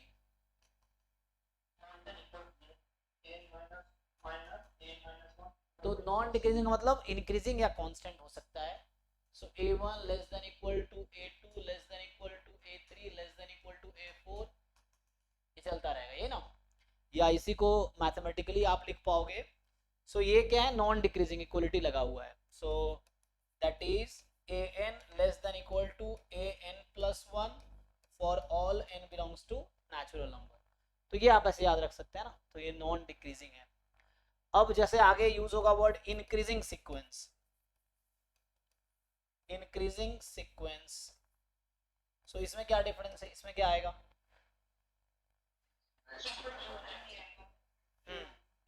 तो इसमें बस इक्वलिटी हटा देंगे हम लोग। देखो जैसे हम लोग एक्चुअली एनसीईआरटी जब पढ़ते हैं 11th-12th क्लास में, तो वहाँ वर्ड यूज होता है इंक्रीजिंग, स्ट्रिक्टली इंक्रीजिंग। वही फंक्शन तुम हम लोग क्या पढ़ते थे एनसीईआरटी 11th-12th में, एक increasing function, strictly increasing function. वही तुम फॉरेन ऑथर्स की बुक देखोगे तो वो लोग क्या करते हैं, वो लोग डिफाइन करते हैं इंक्रीजिंग फंक्शन जो हम लिखते हैं उसको वो लोग नॉन डिक्रीजिंग फंक्शन लिखते हैं, और जिसको हम स्ट्रिक्टली इंक्रीजिंग फंक्शन बोलते हैं वो लोग उसको इंक्रीजिंग फंक्शन बोलते हैं। तो वही यहाँ पे हो रहा है ना। तो कुछ चीज़ें हैं जो है ना अपने तरीके से लोग लिखते हैं। तो यहाँ इंक्रीजिंग का मतलब जैसे ये होगा कि इक्वलिटी हटा देंगे तो इक्वल नहीं होगा, तो इंक्रीजिंग का यहाँ मतलब है स्ट्रिक्टली इंक्रीजिंग से, ठीक है ना। सो जो हम लोग स्ट्रिक्टली इंक्रीजिंग समझते हैं वो यहाँ इंक्रीजिंग से मतलब वही है कि, है ना। तो मैं वैसे लिखता हूँ, डायरेक्टली लिख देता हूँ। तो इसका मतलब सिंपल आपके पास आ गया कि एक सीक्वेंस है an is increasing sequence if and only if, यही चीज है कि a1 strictly less than a2 strictly less than a3 and so on। तो यहाँ मतलब ये हो गया कि that is an is strictly less than an plus 1 for all n belongs to natural number, इस तरह से। सो ये आपका इसे आप याद रख सकते हो। सिमिलरली इंक्रीजिंग लिखा आएगा या नॉन डिक्रीजिंग लिखा आएगा, इस तरह से।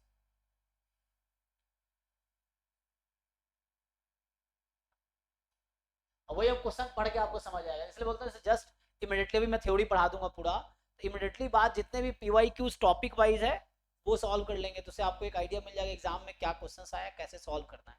फिर नॉन पीवाईक्यूज के बाद प्रैक्टिस करो क्योंकि एग्जाम का आइडिया हो गया आपको। ये वैसे ही बाकी हम डिफाइन कर सकते हैं, जैसे नॉन इंक्रीजिंग हो गया, सो नॉन इंक्रीजिंग सीक्वेंस ये है। सो नॉन इंक्रीजिंग का मतलब सिंपल समझ रहे हैं आप, तो यहाँ पे नॉन इंक्रीजिंग है, मतलब डिक्रीजिंग या कांस्टेंट। तो यहाँ पे जो an है this is non increasing sequence. So होगा कि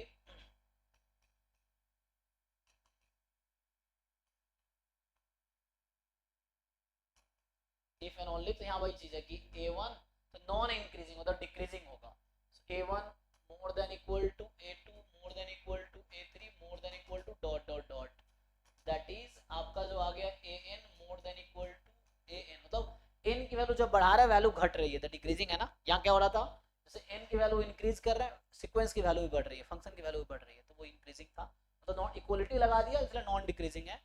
तो इक्वलिटी अलाउड है, तो इक्वलिटी अलाउड मतलब कांस्टेंट फंक्शन भी हो सकता है, कांस्टेंट सीक्वेंस भी हो सकता है।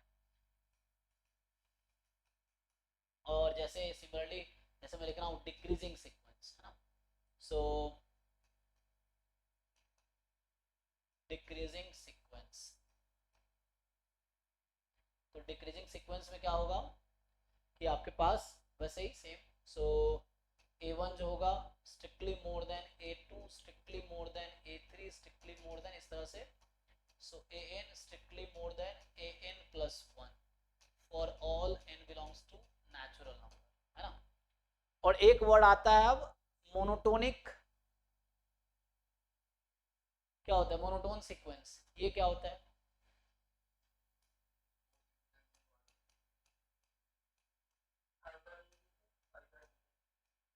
मोनोटोन सीक्वेंस, है ना।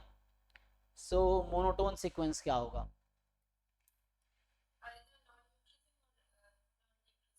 हाँ, जैसे हम लोग अभी डिफाइन कर रहे हैं, सो मतलब दोनों का एक कॉमन वर्ड है, जैसे मैक्सिमा मिनिमा का कॉमन वर्ड एक्सट्रीमा होता है ना, पॉइंट ऑफ एक्सट्रीमा कैलकुलस में, तो एक्सट्रीमा का मतलब पॉइंट ऑफ आइदर मैक्सिमा और मिनिमा, उस तरह से यहाँ पे मोनोटोन का मतलब आइदर, है ना। तो यहाँ पे जो मैंने डिफाइन किया जिस तरीके से कि, है ना, आप सर डिफाइन, यहाँ पे हम आइदर आइदर को लिखते हैं मतलब एक साथ लिखते नहीं है, इसको सही में हम आइदर आइदर का एक साथ वीडियो को लिख लेते हैं फिर आइदर। हाँ लेकिन ये चीज जो क्वेश्चन बना रहा है उसको पता होना चाहिए ना, मतलब कई बार सबको नहीं उतनी इंग्लिश ढंग से नहीं आती, मुझे भी नहीं आती, तो उतना ध्यान नहीं देते ना वो चीज। सर हर टर्म सेम रहेगा तो उसको दोनों होगा, कांस्टेंट सीक्वेंस दोनों है, नॉन डिक्रीजिंग भी है नॉन इंक्रीजिंग भी है, कांस्टेंट सीक्वेंस, ठीक है ना। सारे टर्म्स अगर इक्वल है तो वो दोनों है, आप उसको नॉन डिक्रीजिंग में बोल सकते हैं, नॉन इंक्रीजिंग में बोल सकते हैं, ये चीज है, ठीक है। सो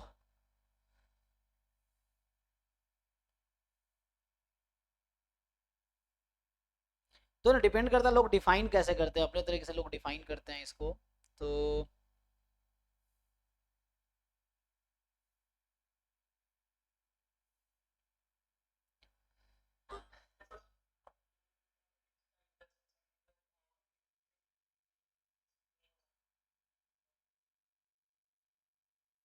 आइदर मतलब दोनों नहीं हो सकता, ये कह रहे हो आप। तो यहाँ पे होगा सिंपल कि a sequence A N is, तो कांस्टेंट सीक्वेंस को मोनोटोन सीक्वेंस बोल सकते हैं कि नहीं?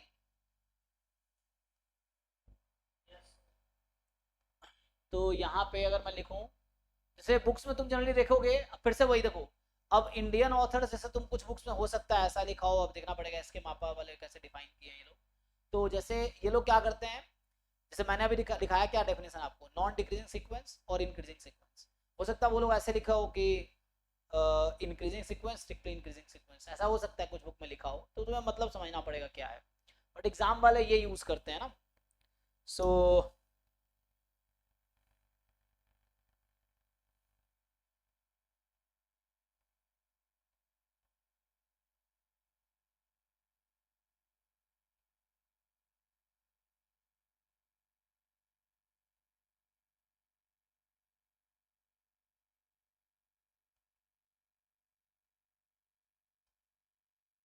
जैसे क्या लिखूं, और सीक्वेंस इज मोनोटोनिक सीक्वेंस या मोनोटोन सीक्वेंस, है ना। कई जगह मोनोटोनिक लिखा जाता है, बात वही है ना।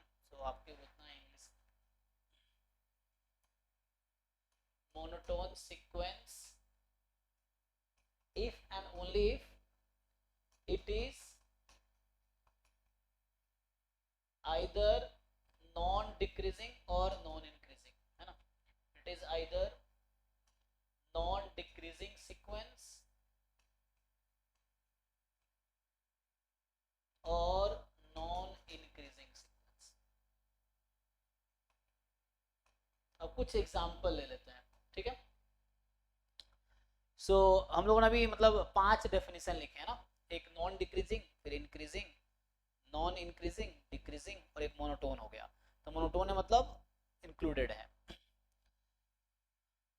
अब यहाँ पे मैं लिखूं, अगर एक एग्जांपल लिखता हूँ सबसे आसान, जैसे मान लो, जैसे है ना ऐसा लिख दिया कि जैसे ये 2 लिख देता हूँ, चलो सिंपली, तो ये 2 2 2 2, इसमें क्या होगा, तो अब हमने 5 चीजें दिखाई हैं, तो आप इसमें पूछूं आपसे, क्या ये नॉन डिक्रीजिंग है?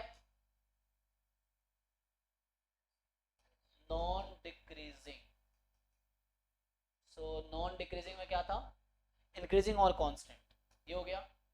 फिर अगला आएगा इंक्रीजिंग। तो जो डेफिनेशन हमने इंक्रीजिंग का लिखा है, क्या इसको इंक्रीजिंग बोलेंगे? नहीं है।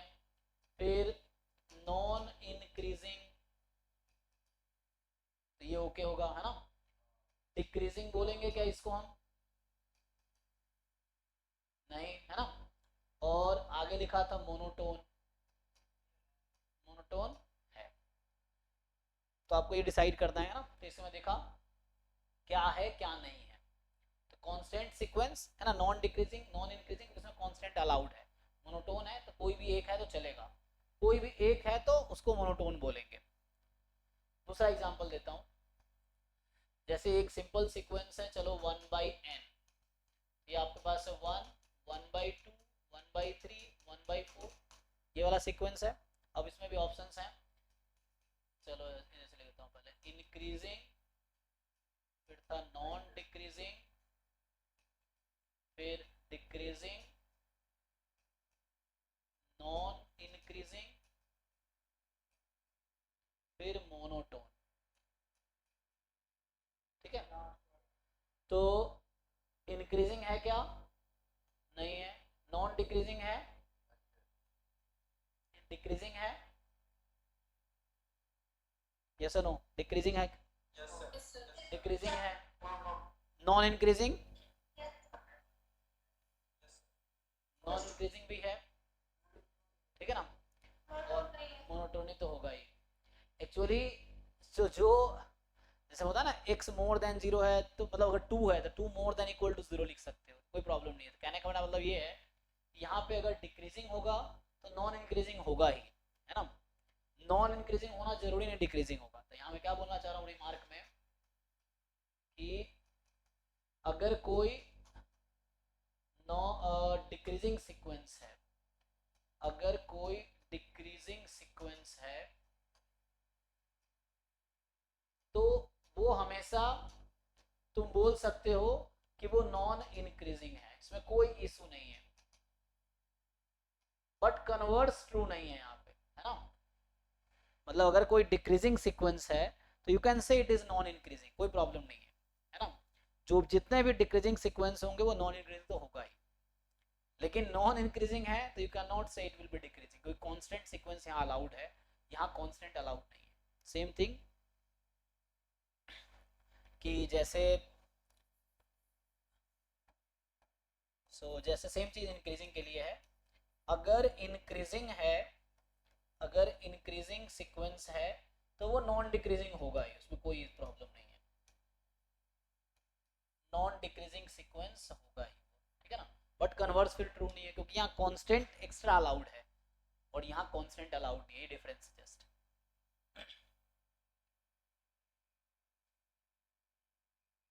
ठीक है जी। थोड़े एक दो और एग्जांपल देता हूँ, डिसाइड करो। जैसे नेक्स्ट एग्जांपल है -1 की पावर n अपॉन n, तो इसका टर्म्स लिखोगे तो 1 - 1/1, 1/2, -1/3, +1/4। ठीक है, हमने भी 5 ऑप्शंस लिखे थे।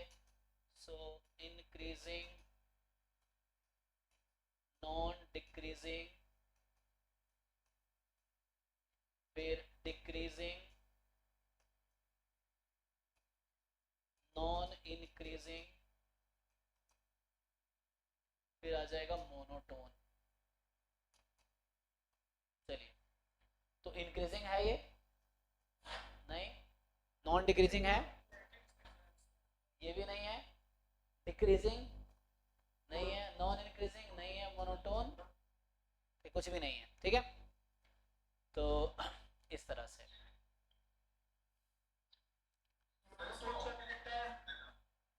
1/1।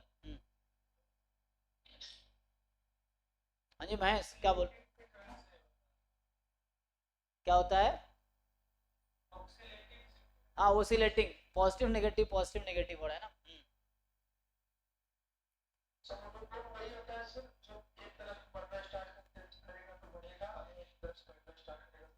हाँ, ये चूंकि जैसे नेगेटिव से पॉजिटिव हो गया, पॉजिटिव से फिर नेगेटिव हो गया, फिर पॉजिटिव फिर नेगेटिव, तो ये किसी एक कैटेगरी में नहीं आएगा, है ना। तो इस तरह से है।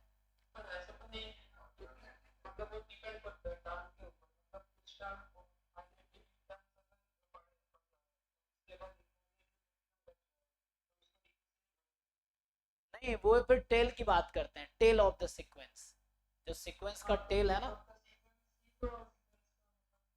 मेजरली कन्वर्जेंस डाइवर्जेंस उस पर डिपेंड करता है जो तुम कहना चाह रहे हो, ठीक है। लेकिन तुम ऐसा नहीं बोल सकते कि सीक्वेंस इंक्रीजिंग अ टेल। जैसे एग्जांपल के लिए तुम कह रहे हो कि मैं अगर ऐसा लिख दूं, चलो तुम ये कहना चाह रहे हो,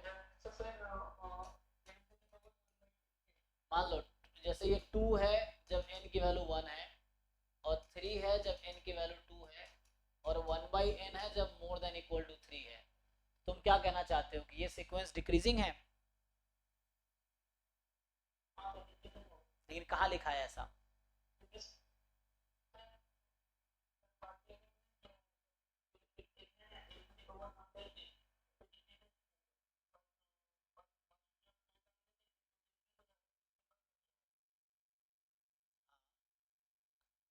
तो मेनली मैं समझ रहा हूँ कि देखो सीक्वेंस का जो बिहेवियर उसका टेल डिसाइड करता है। जो टेल है, अगर कुछ फाइनाइट नंबर ऑफ टर्म्स को छोड़ भी देंगे तो सीक्वेंस के बिहेवियर पे कोई फर्क नहीं पड़ता है। That I understand. बट यहाँ पे तुम ऐसे क्या हो रहा है, पहला टर्म एक्चुअली इसका 2 है, 3 हुआ, फिर 1 आ गया, मतलब 1/3 आ गया, फिर तो ये घटती जा रही है। तो यहाँ से पहले इंक्रीज हुआ, फिर डिक्रीज हुआ, फिर डिक्रीज होती जा रही है, रफली ऐसे समझाना चाह रहा हूँ मैं। तो इसको कैसे बोलोगे डिक्रीजिंग है? इसका टेल जो है वो डिक्रीजिंग है। तो हम अगर ऐसा बोलना चाहेंगे, बोलेंगे tail of this sequence is decreasing. तो टेल ही डिसाइड करता है कि कन्वर्जेंस होगा नहीं होगा। बोलो।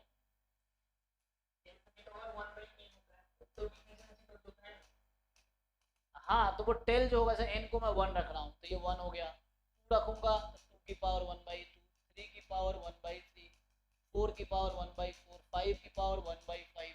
अब तुम कैलकुलेटर से करके देखो क्या हो रहा है वैल्यूज में।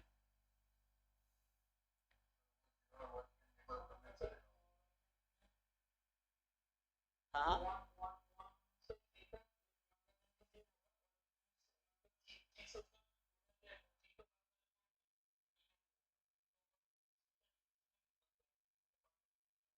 हाँ हाँ, तो उसमें देखो पार्ट, हाँ वो लिमिट 1 हो जाएगी, लास्ट में 1 के क्लोज आ जाएगी चीजें। बट आई थिंक बोला होगा सीक्वेंस इज नॉट, दिखाओ उसमें ऐसा लिखा है? टेल ऑफ द सीक्वेंस की बात कर रहा होगा, मुझे ऐसा लगता है। डायरेक्ट सीक्वेंस को बोलना मुश्किल है। बिहेवियर बोल सकता है कि द सीक्वेंस का जो बिहेवियर है वो एक कुछ टर्म के बाद डिक्रीजिंग है। बट ऐसे डायरेक्ट बोलना I think not good. Bartle तो मेरे पास भी होगा तो।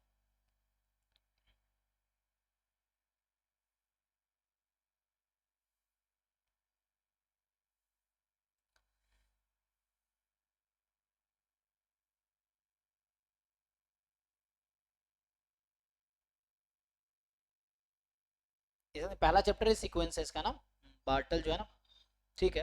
नहीं, बार्टल का पहला चैप्टर फंक्शन फंक्शन है। ये अच्छा, इनिशियली ये फंक्शन से स्टार्ट करता है। तो इसमें जो बार्टल वाली बुक है, इसका फर्स्ट चैप्टर प्रिलिमिनरीज, दूसरा है रियल नंबर, तीसरा चैप्टर है, थर्ड चैप्टर है इसका।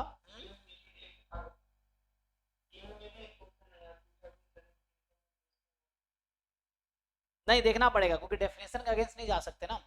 हमने जो डेफिनेशन लिखा है, so we can not go against that definition. हमने क्या लिखा है डेफिनेशन, तो यहाँ फिर मुझे करेक्ट करना पड़ेगा कि for the tail of the sequence, हमने तो यहाँ 1 से लिखा है ऐसा। तो अगर यहाँ पे प्रॉब्लम हो गई तो डेफिनेशन के अगेंस्ट नहीं जा सकते ना। ये है। सो वो टेल के बारे में बात कर रहा होगा। तुम भेजो फोटो, मुझे ऐसा कुछ लगता है ना। यही सब चीजें सीखने की जरूरत है, कुछ चीजें मुझे भी सीखने की जरूरत है, उसमें कोई दिक्कत नहीं है। बट डिस्कस करोगे तो चीजें क्लियर होंगी, है ना। तो वो है, जैसे तुम्हें कुछ ऐसा लगता है कि जो कि नॉर्मल नॉर्मल चीजों से थोड़ा अगेंस्ट है, तो वी कैन डिस्कस। तो उससे क्लैरिटी आएगी कि क्या मतलब है एक्चुअली, है ना। तो उसमें कोई दिक्कत, डिस्कस करने में मुझे कोई प्रॉब्लम नहीं है। तो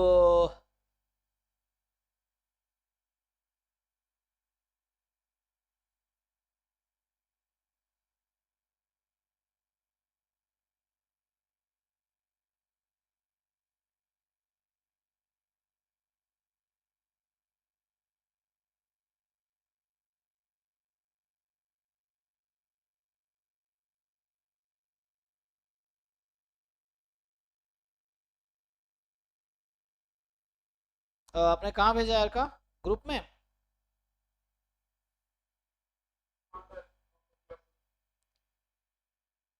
एक मिनट देखता हूँ तो।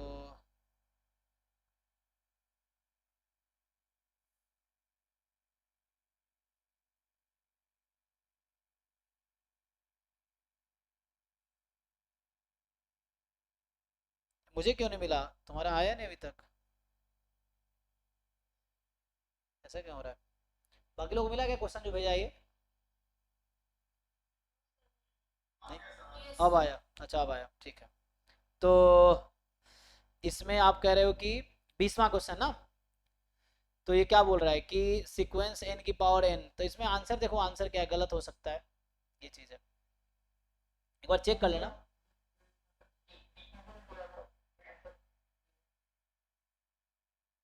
Convergent and converges to zero, neither monotonically increasing non monotonically क्या इंक्रीजिंग डिक्रीजिंग, तो इस तरह से हो जाएगा।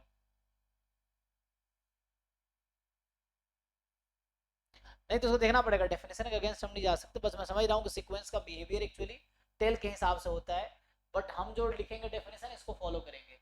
तो उसमें कोई बुक में देखो जहाँ वैसा लिखा हो तो उसको हम देख सकते हैं क्या है ना।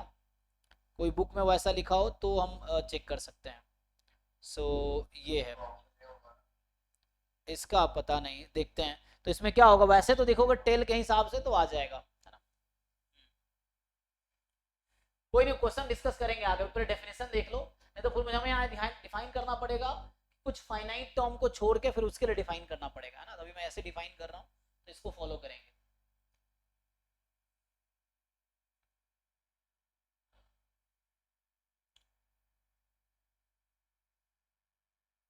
आगे क्या है, तो आगे हम देखो डिस्कस करते, क्या डिस्कस कर रहे थे, हाँ। तो अभी हम देख रहे थे इंक्रीजिंग डिक्रीजिंग, दो और एग्जांपल देख लो। जैसे हाँ मान लो ऐसे ही है, तो इसमें क्या लिखा, हम कन्वर्जेंट की बात करें, चलो चलो कन्वर्जेंस पे आते हैं, या बाउंडेड की बात करोगे पहले, बाउंडेड क्या होता है, फिर मैं कन्वर्जेंस पे आता हूँ। सो ये बाउंडेड सीक्वेंस का क्या डेफिनेशन है, सीक्वेंस के बाउंडेड होने का क्या कंडीशन है?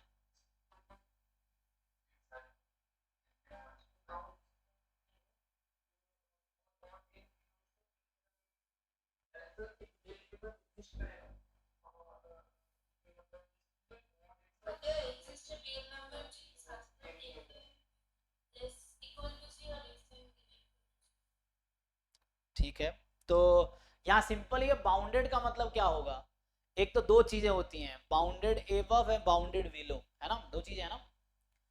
जैसे एग्जांपल के लिए n है, तो ये जो n है आपके पास, n का जो सीक्वेंस है ये है 1 2, इस तरह से ना, तो ये बाउंडेड बिलो है बट बाउंडेड एबव नहीं है ना। तो कई सारे डेफिनेशन आप तुम कैसे लिखना चाहोगे, दो तरीके से डिफाइन कर सकते हैं। एक तो एक सीक्वेंस जो कि bounded below and bounded above दोनों होगा, तो वो कन्वर्ज बाउंडेड बोल सकते हो। या तुम बुक में देखते हो ऐसा लिखा होता है कि अ सीक्वेंस ए एन है, ठीक है ना, तो कोई सीक्वेंस है ए एन, और उसको हम बोलेंगे this is bounded if and only if there exist a real number, क्या बोलते हैं, कैपिटल एम, सच दैट, है ना, there exist a real number capital M such that क्या होना चाहिए, mod n is less than या equal to M for all n belongs to natural number. यही है कि नहीं, देखो एक तो ये डेफिनेशन है ना। या कई बार तुम दूसरे तरीके से ऐसा भी लिख सकते हो कि दैट इज, अदर वे लिखना चाहो तो अदर वे ये होता है, इन अदर वे, कुछ जगह तुम्हें ऐसा ही मिलेगा कि ऐसा हो कि कुछ बुक में ऐसा लिखा मिलेगा, a sequence A N is bounded, ये बाउंडेड होगा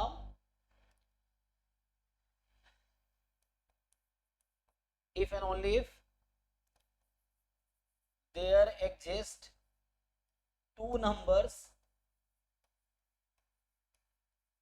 small m and capital M such that, इस तरीके से होगा कि that an is more than equal to m and less than equal to m।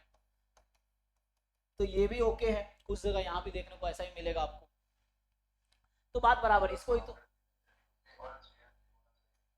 हाँ greatest lower bound and list upper bound. हाँ तो लिस्ट अपर बाउंड को supremum बोलते हैं और ग्रेटेस्ट लोअर बाउंड को इन्फीमम बोलते हैं, है ना।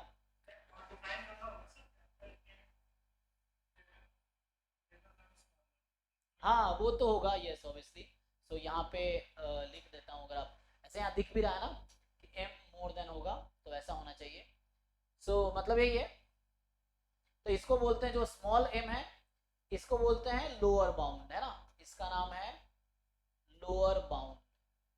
और ये जो कैपिटल M है इसको बोलते हैं अपर बाउंड। जैसे मैं खड़ा हूं तो ये छत क्या है, अपर बाउंड है, और ये जो फर्श है ये लोअर बाउंड है, इस तरह से। सो सीक्वेंस एन के लिए कैपिटल M अपर बाउंड है। इसको भी ऐसा, इसको भी ओपन करेंगे तो वही चीज है ना। अगर मैं इसको ओपन करता, सो यहाँ पे अगर मैं ओपन करूंगा तो क्या बनेगा, सो इफ यू ओपन, हाँ बात वही है कि अगर एक ऐसा फाइनाइट रियल नंबर मिल गया मुझे, तो यहाँ रियल नंबर बोलूंगा तो फाइनाइट नंबर ही है, यहाँ रियल नंबर लिखने का मतलब finite real number, finite number. So there exist a real number such that कि यहाँ पे an की वैल्यू -m और कैपिटल M के बीच होगी एक्चुअली, है ना। तो -m और जी, रियल नंबर हमेशा फाइनाइट होता है, इनफाइनाइट नंबर रियल नंबर ही नहीं होगा, ठीक है। सो नहीं इमेजिनरी बोलेंगे, जैसे प्लस तुम देखते हो ना कि जैसे हम लोग रियल नंबर्स को ऐसा लिखते हैं ना, -∞ से +∞। तो ये जो -∞ और +∞ जस्ट एक क्या बोलते हैं उसे, नोटेशन है। -∞ Is not a number and +∞ is not a number, वो नंबर नहीं है एक्चुअली, वो जस्ट एक नोटेशन है। क्या क्या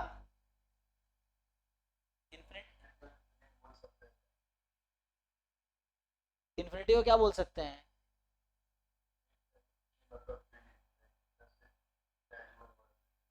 हाँ infinity is okay, but infinity is not a number. मैं बोल रहा हूँ इन्फिनिटी एक नोटिस, अच्छा हाँ इमेजिनेशन, हाँ ठीक है, imagination. So that is a very large number, इस तरह का एक इमेजिनेशन है, but this is not a number. तो +∞ या -∞ they are not numbers actually, वो नंबर्स है ही नहीं, है ना।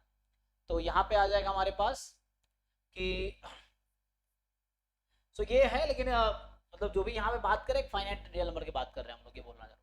तो मतलब कहने का मतलब यहाँ ये है कि कई बार सीक्वेंस एक साइड से बाउंडेड होगा, एक साइड से बाउंडेड नहीं होगा, तो उस केस में हम बोलेंगे कि वो बाउंडेड सीक्वेंस नहीं है ना।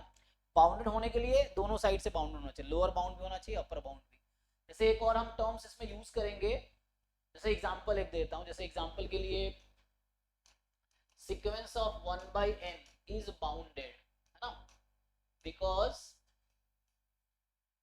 कि mod of 1/n less than equal to, ये तुम्हारा कुछ भी लिख सकते हो ना, लेस देन इक्वल टू मान लो मैं 2 लिख दिया, for all n belongs to natural, bounded है। इनफैक्ट -1 की power n upon n, this is bounded, क्यों, बिकॉज सो यहाँ भी -1 की पावर n अपॉन n लोगे, this is less than equal to n।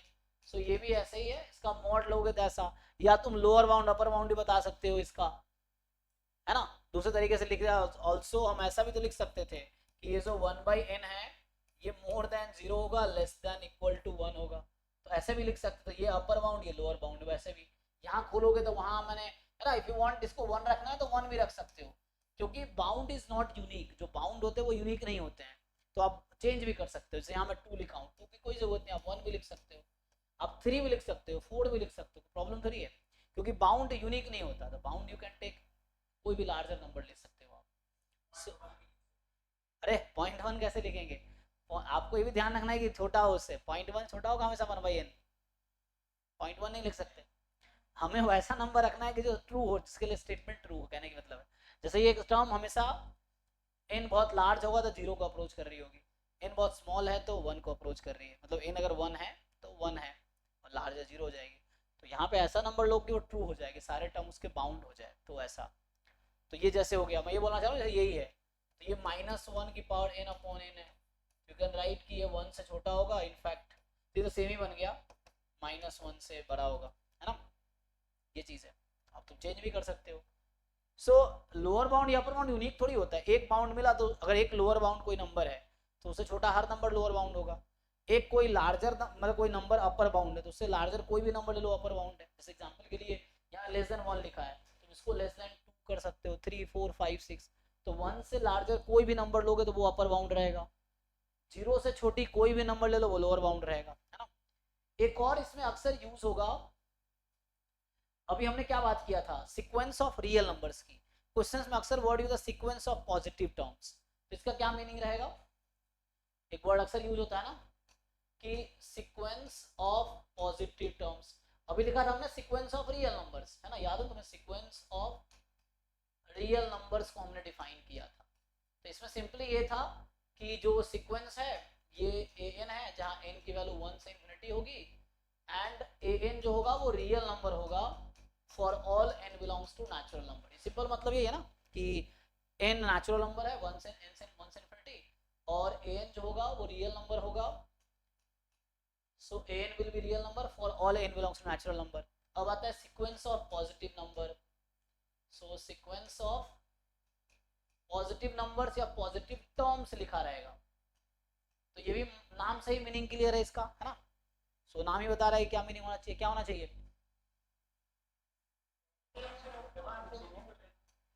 So n from, है ना, इस तरह से है।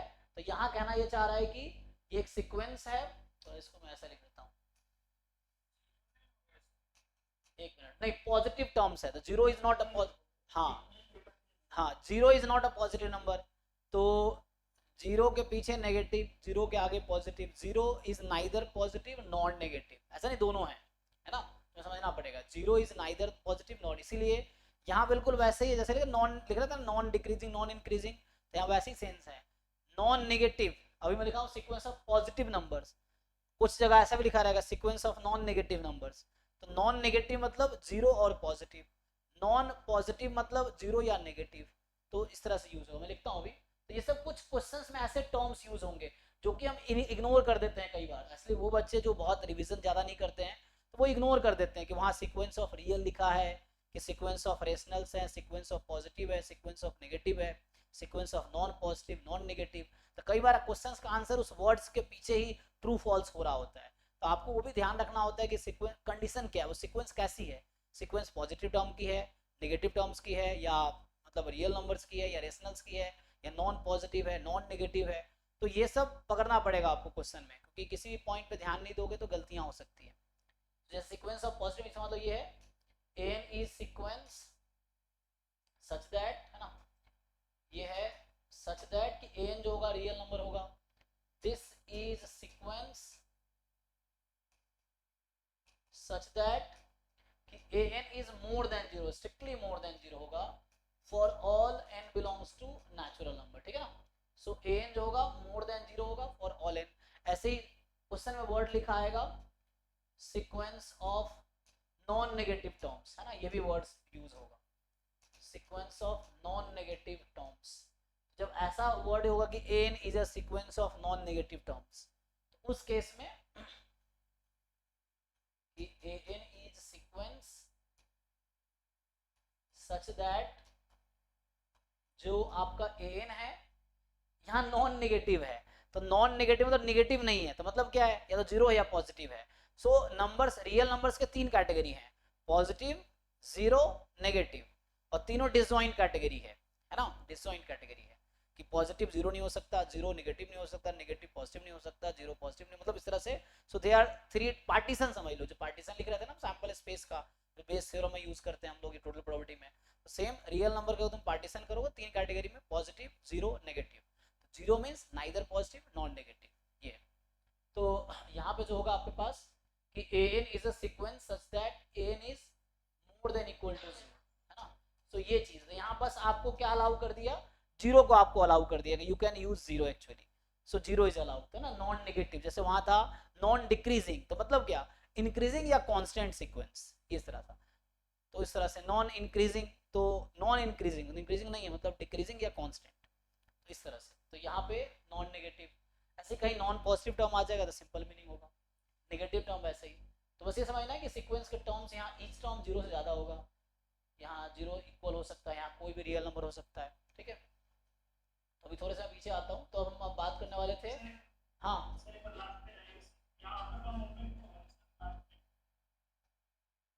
हाँ, कहाँ पे, यहाँ पे क्यों 1/2 n को 1 रखेंगे तो क्या आएगा, -1 2। हाँ तो कोई दिक्कत नहीं, मैंने कहा बाउंड यूनिक नहीं है, आप जो कह रहे हो भी ठीक है। मैं अगर यहाँ जैसे आप कह रहे इट्स फाइन, आप जो कह रहे हो करेक्ट, मैं 1/2 लिख सकता हूँ। अगर मैं यहाँ 2 भी लिखता हूँ तो भी ओके है, अगर यहाँ मैं 20 कर देता हूँ तो भी ओके है, क्योंकि हमें एक कोई फाइनाइट नंबर चाहिए जिससे छोटा उसके सारे टर्म्स आ जाए, तो वो अपर बाउंड हो गया। एक फाइनाइट नंबर चाहिए जिससे लार्जर उससे सारे टर्म सीक्वेंस के हो जाए, है ना। तो ये है for all n belongs to natural number, ये भी ओके है, for all n belongs to natural number. But आप जो बात करें स्ट्रिक्ट सेंस में ठीक है, हाफ से कम ही होगा, बट ये भी अगर बाउंड की बात करना है तो बाउंड यूनिक नहीं होता ना, बाउंड वी कैन, है ना। सो ये तो हाफ से लार्जर हम कोई भी नंबर लेंगे, इट्स फाइन।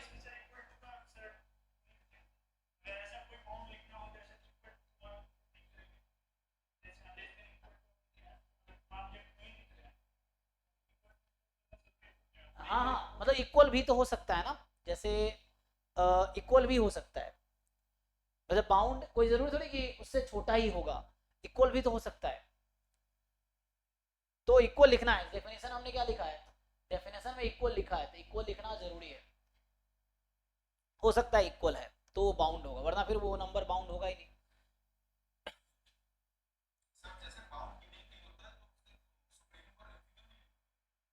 नहीं नहीं, सुप्रीम अगर एग्जिस्ट करेगी तो वो यूनिक आएगा, उसको हम डिस्कस करेंगे।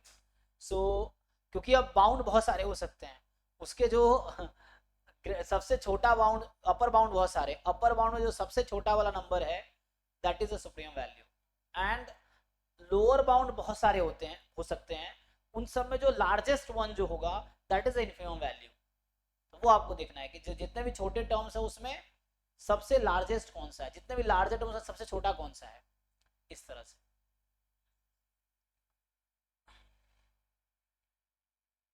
तो मुझे तो टर्म डिफाइन करना पड़ेगा ताकि ज़्यादा लोगों को क्लियर हो, है ना, कि सुप्रीम का डेफिनेशन क्या है, इन्फीरियम का डेफिनेशन क्या है, अपर बाउंड तो बता दिया, अपर बाउंड का क्या मतलब है ना। सो यहाँ एक वर्ड यूज होगा जैसे इन्फीमम, मतलब इन्फीमम,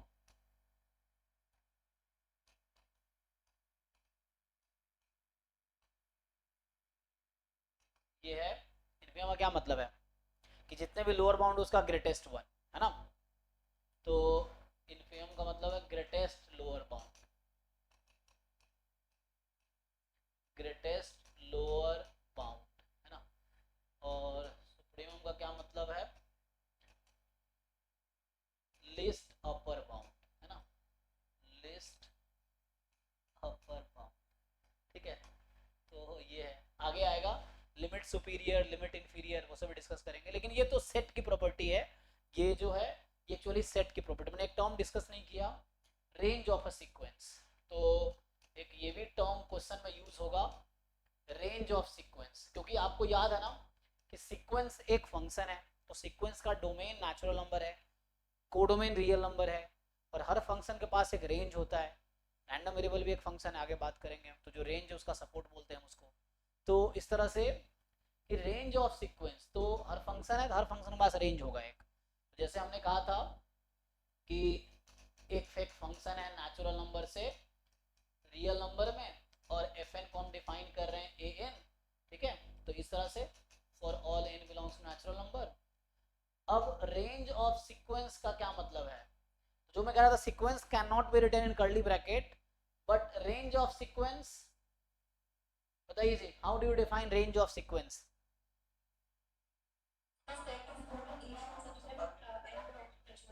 हम्म, तो यहाँ होगा सेट ऑफ जो भी पॉसिबल वैल्यूज है सीक्वेंस की उसका सेट, तो अब वो सेट में होगा, है ना, this is a set of values of terms of sequences. मैं अपने लैंग्वेज देख रहा हूँ, बुक में देख लेना क्या है आप लोग अपने लैंग्वेज में। तो इसका मतलब यहाँ पर लिखता हूँ, ये सेट हो गया A1 A2 A3 dot dot dot. अब इस तरह से लिख सकते हो, तो ये जो कर्ली ब्रैकेट में हम लिख सकते हैं वो रेंज ऑफ सीक्वेंस को लिख सकते हैं, क्योंकि जैसे एग्जांपल देता हूं मैं आपको, जैसे है ना, सो यहाँ से जो आपके पास एग्जांपल है कि मैंने जैसे दिया, मान लो जैसे an है, मैं an डायरेक्टली लिखता हूँ, सो an इज -1 की पावर n अपॉन n है ये, ठीक। सो -1 की पावर n अपॉन n है, ये एक सीक्वेंस है, nth टर्म लिखा मैंने, तो इसका रेंज क्या होगा, सो रेंज ऑफ सीक्वेंस an। तो अब देखें इसकी पॉसिबल वैल्यूज क्या है, अगर मैं इसको ऐसे लिख दूं तो इसकी पॉसिबल वैल्यूज आपने देखा था, या ये छोड़ो, अभी तुम आसान सा एग्जांपल लिख लो, आसान मतलब ये लिख लेते हैं सिंपली, ठीक, -1 की पावर n, तो ये तो ऐसे ही था -1 + 1 -1 + 1, तो ये सीक्वेंस है, इसका रेंज क्या आ जाएगा, सेट ऑफ पॉसिबल वैल्यूज, तो कर्ली ब्रैकेट में -1 और 1 आ जाएगी। तो यहाँ जो वैल्यूज रिपीट कर रही हैं, है ना, जैसे -1 + 1 -1 + 1 ये सेट में है, तो पता है सेट की प्रॉपर्टी कि सेट में जो रिपीटेड एलिमेंट्स है we write just once, order is not important, तो आप यहाँ पे -1, -1 लिख सकते, 1, -1, हाँ, सो 1, -1 इस तरह से कलेक्शन। सो रेंज है ना, ये इसका मीनिंग यही है, तो ऐसे भी लिख सकते हो, ऐसे भी, क्योंकि ये सेट है, सो बोथ आर ओके। जी, रेंज एक सेट है एक्चुअली, तो डिस्क्रीट सेट है, इसलिए है, जरूरी थोड़ी है कि हमेशा कर्ली ब्रैकेट में लिखेंगे, जो डिस्क्रीट सेट है, फाइनाइट सेट है, या अगर पैटर्न फॉलो करा तब जाके ये होगा ना, जैसे दूसरा देखो, सो सीक्वेंस को तो हम ऐसे स्मॉल लिमिट से नहीं लिख सकते, क्योंकि उसका मतलब काउंटेबल फंक्शन होगा ना, हाँ, तो उसके पास रेंज में काउंटेबल नंबर ऑफ वैल्यूज होंगी, तो एटमोस्ट काउंटेबल होगा, तो अनकाउंटेबल तो आ ही नहीं पाएगा एक्चुअली, ये है ना।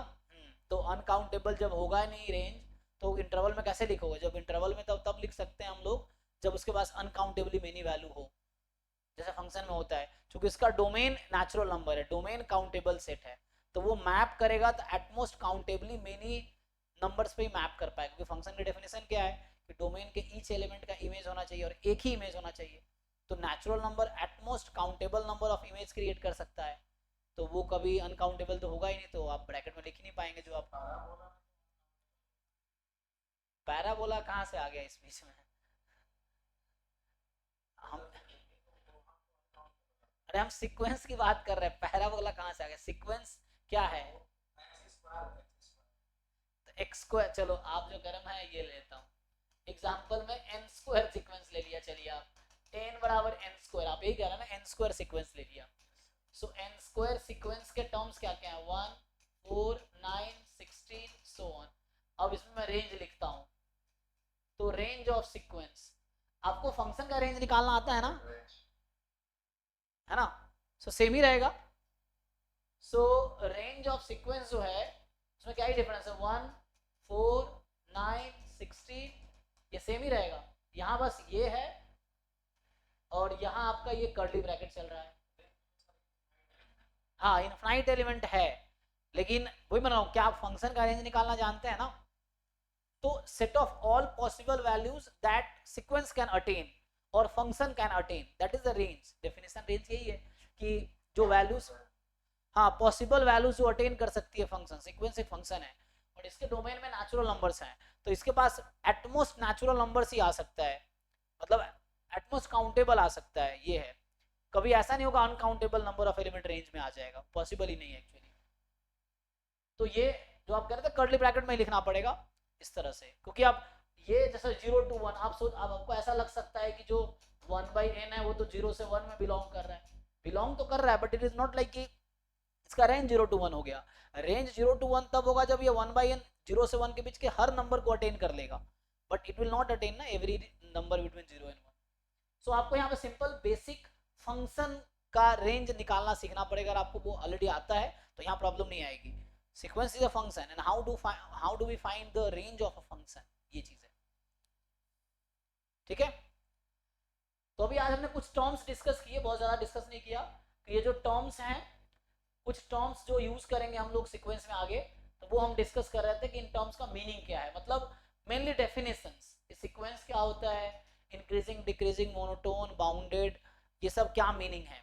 और अभी आगे मैं इसको कंटिन्यू करूंगा नेक्स्ट क्लास में। तो आज तो टाइम हो गया, तो बाकी आप पढ़ो एक बार, गेट का बैच का टाइम था 9:30 है ना। सो इसको अभी अगले क्लास तक ये लेक्चर अभी कंटिन्यू होगा डेली, तब तक ये वाला सेक्शन कंप्लीट ना हो जाए। तो अभी हम लोग कंप्लीट करेंगे जब तक ये पूरा पोर्शन कंप्लीट ना हो जाए। तो जब तक ये कंप्लीट हो जाएगा तब तक आप लोग प्रॉब्लम प्रैक्टिस कर सकते हैं, असाइनमेंट ड्राइव में है, मैं भेज दूंगा ग्रुप में, आप प्रैक्टिस कर सकते हैं। जब ये खत्म होगा तो फिर उसका 2-3 क्लास तक हम लोग डिस्कशन करेंगे, जो एटलीस्ट आपके डाउट होंगे। पहले पीवाईक्यू वाला कर लेना, फिर नॉन पीवाईक्यू, फिर उसका डिस्कशन होगा, तो ये कंप्लीट हो जाएगा। तो ये थ्योरी कंप्लीट हो जाएगी, पीवाईक्यू नॉन पीवाईक्यू असाइनमेंट्स हैं। बस फिर वापस से प्रॉपर्टी वाले टॉपिक पे आएंगे जब उसी को। जी जी जी, अभी भेज भेज देते हैं आज शाम को, या बाकी लोग देख लो, जो मिल जाएगा वो जाकर ड्राइव में, जिनको मिल जाए ग्रुप में भेज दो अपने अपने रैंक जो आपका है ना एकलव्य वाले में। ठीक है, तो अभी यहीं स्टॉप करते हैं। थैंक यू, कल सेम टाइम पे कंटिन्यू होगा, मतलब अभी जो बैच टाइम आपका है 8 to 9:30, तो उस पर ही कंटिन्यू करेंगे, है ना। अच्छा ओके, अच्छा भेज रखा है क्या।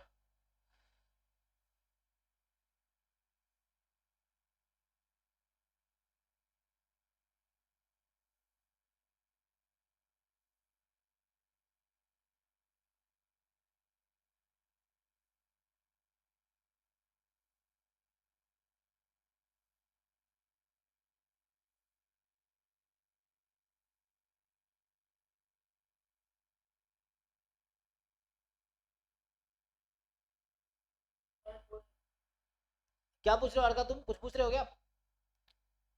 आपको मैंने बोला सर, मतलब उसका मतलब क्या जो होगा अल्टीमेटली डिक्रीजिंग हो रहा है, तो उसका तो डिक्रीजिंग जो सर टीम ने क्वेश्चन में दिया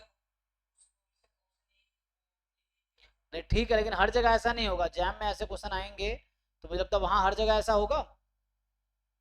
तो उसको मैं देखता हूँ एक बारी, मैं समझता हूँ टेल ऑफ सीक्वेंस पे होगा। तो वही डाउट हो रहा है सर, मतलब क्या करें, मतलब जगह देखा नहीं वो क्वेश्चन देखा है, तुम कहीं ऐसा डेफिनेशन दिखाओ किसी बुक में ऐसा लिखा हो, मैं ये बोल रहा हूँ। उसको सर बोला है अल्टीमेटली डिक्रीज। हाँ अल्टीमेटली बोला ना, एग्जैक्टली डिक्रीजिंग नहीं बोलेगा उसको, अल्टीमेटली डिक्रीजिंग या टेल डिक्रीजिंग, वो बोल रहा हूँ मैं। तो ऐसा नहीं होगा कि उसको डिक्रीजिंग, क्योंकि डेफिनेशन के अगेंस्ट चला जाएगा ना। आपको डेफिनेशन पहले ध्यान रखना है, फिर उस पर चीजों को फिट करना है। तो अल्टीमेटली डिक्रीजिंग का मतलब टेल की बात कर रहा है वो, कुछ टर्म फाइनाइट टर्म को छोड़ दो, तो टेल का बिहेवियर जो वो सीक्वेंस के बिहेवियर को बताता है। बट एक्चुअली हमने जिस तरीके से डिफाइन किया है, जो आप बता रहे हो वो फिट नहीं बैठेगा उस डेफिनेशन पे, तो डेफिनेशन चेंज करना पड़ेगा, है ना। और नहीं तो इस डेफिनेशन के हिसाब से वो ऐसा नहीं बोलेंगे इंक्रीजिंग है, अल्टीमेटली बोल सकते हैं, टेल इज इंक्रीजिंग बोल सकते हैं, इस तरह से बोल सकते हैं, वो है। इसको आंसर तो नॉन मतलब हाँ वैसा बोलेंगे, लेकिन वहां पे क्या है कि देखो, अब वो लोग इस लेवल पे इतना सोचते नहीं है, तो जब वहां पे क्या होता है, जो ऑप्शन है बेस्ट पॉसिबल ऑप्शन टिक करो। वैसे तो कई बार मार्क्स तुमने देखा है ना एग्जाम में, जैसे भी इस बार सीयूईटी के एग्जाम में 75 क्वेश्चन था, तो बच्चों ने हमारे साथ डिस्कस किया, इसमें 10 से ज्यादा क्वेश्चन गलत थे, तो उन्होंने 10 क्वेश्चन को मार्क्स टू ऑल किया है, मतलब उस 10 क्वेश्चन को हटा दिया है, मतलब मार्किंग नहीं किया है। तो कई बार ऐसे एग्जाम में गलत, तुम जैसे आप मान लो इस साल 10 क्वेश्चन गलत है, अब उस पीडीएफ को लेकर तुम डिस्कस करोगे, सर ये क्वेश्चन सीयूईटी में आया था और इसमें तो ये आंसर है, लेकिन आप तो ये कह रहे हो। तो एक्चुअली होता क्या, कई बार एग्जाम में भी क्वेश्चन बहुत गलत आते हैं, जैम में भी आते हैं, आप देखना पीवाई क्यू वहां मार्क्स टू ऑल किया होगा। तो इस तरह से कई बार गलती क्वेश्चन आ जाता है, बाद जो आंसर आते हैं गलत आ जाते हैं, तो उसको बाद में करेक्ट कर दिया जाता है, तो इस तरह से गलतियां होती है इस बार, है ना। हाँ ऑन नहीं हो रहा, अच्छा मैं भेज देता हूँ, होगा होगा, थोड़ा टाइम लग रहा है। अच्छा एक मिनट रुको, मैं देखता हूँ क्या प्रॉब्लम है, लिंक आज चेंज कर दिया ना मैंने, शायद इस वजह से कुछ प्रॉब्लम हो रहा हो, मैं उसको करता हूँ, रुक जाओ। तो मुझसे ओपन हो रहा है कि नहीं। ठीक है, अभी जैम वाले लोग लीव कर दो, मैं भेज दूंगा शाम तक क्लास के बाद ना, मैं डीपीबीस भेज दूंगा, और नहीं हो रहा उसका सोल्यूशन निकालता हूँ मैं, दूसरा लिंक फिर तो भेजता हूँ। तो वैसा कर सकते हैं, तो देखते हैं, ऐसा नहीं होना चाहिए कि नहीं ओपन होगा। इसको रिकॉर्डिंग स्टॉप कर दीजिए, दूसरा स्टार्ट कर दीजिए। तो अभी गेट का बैच स्टार्ट होगा, गेट वाले बच्चे भी स्टार्ट नहीं हुआ है, तो अभी गेट का स्टार्ट करेंगे, थोड़ा लेट हो गया आज।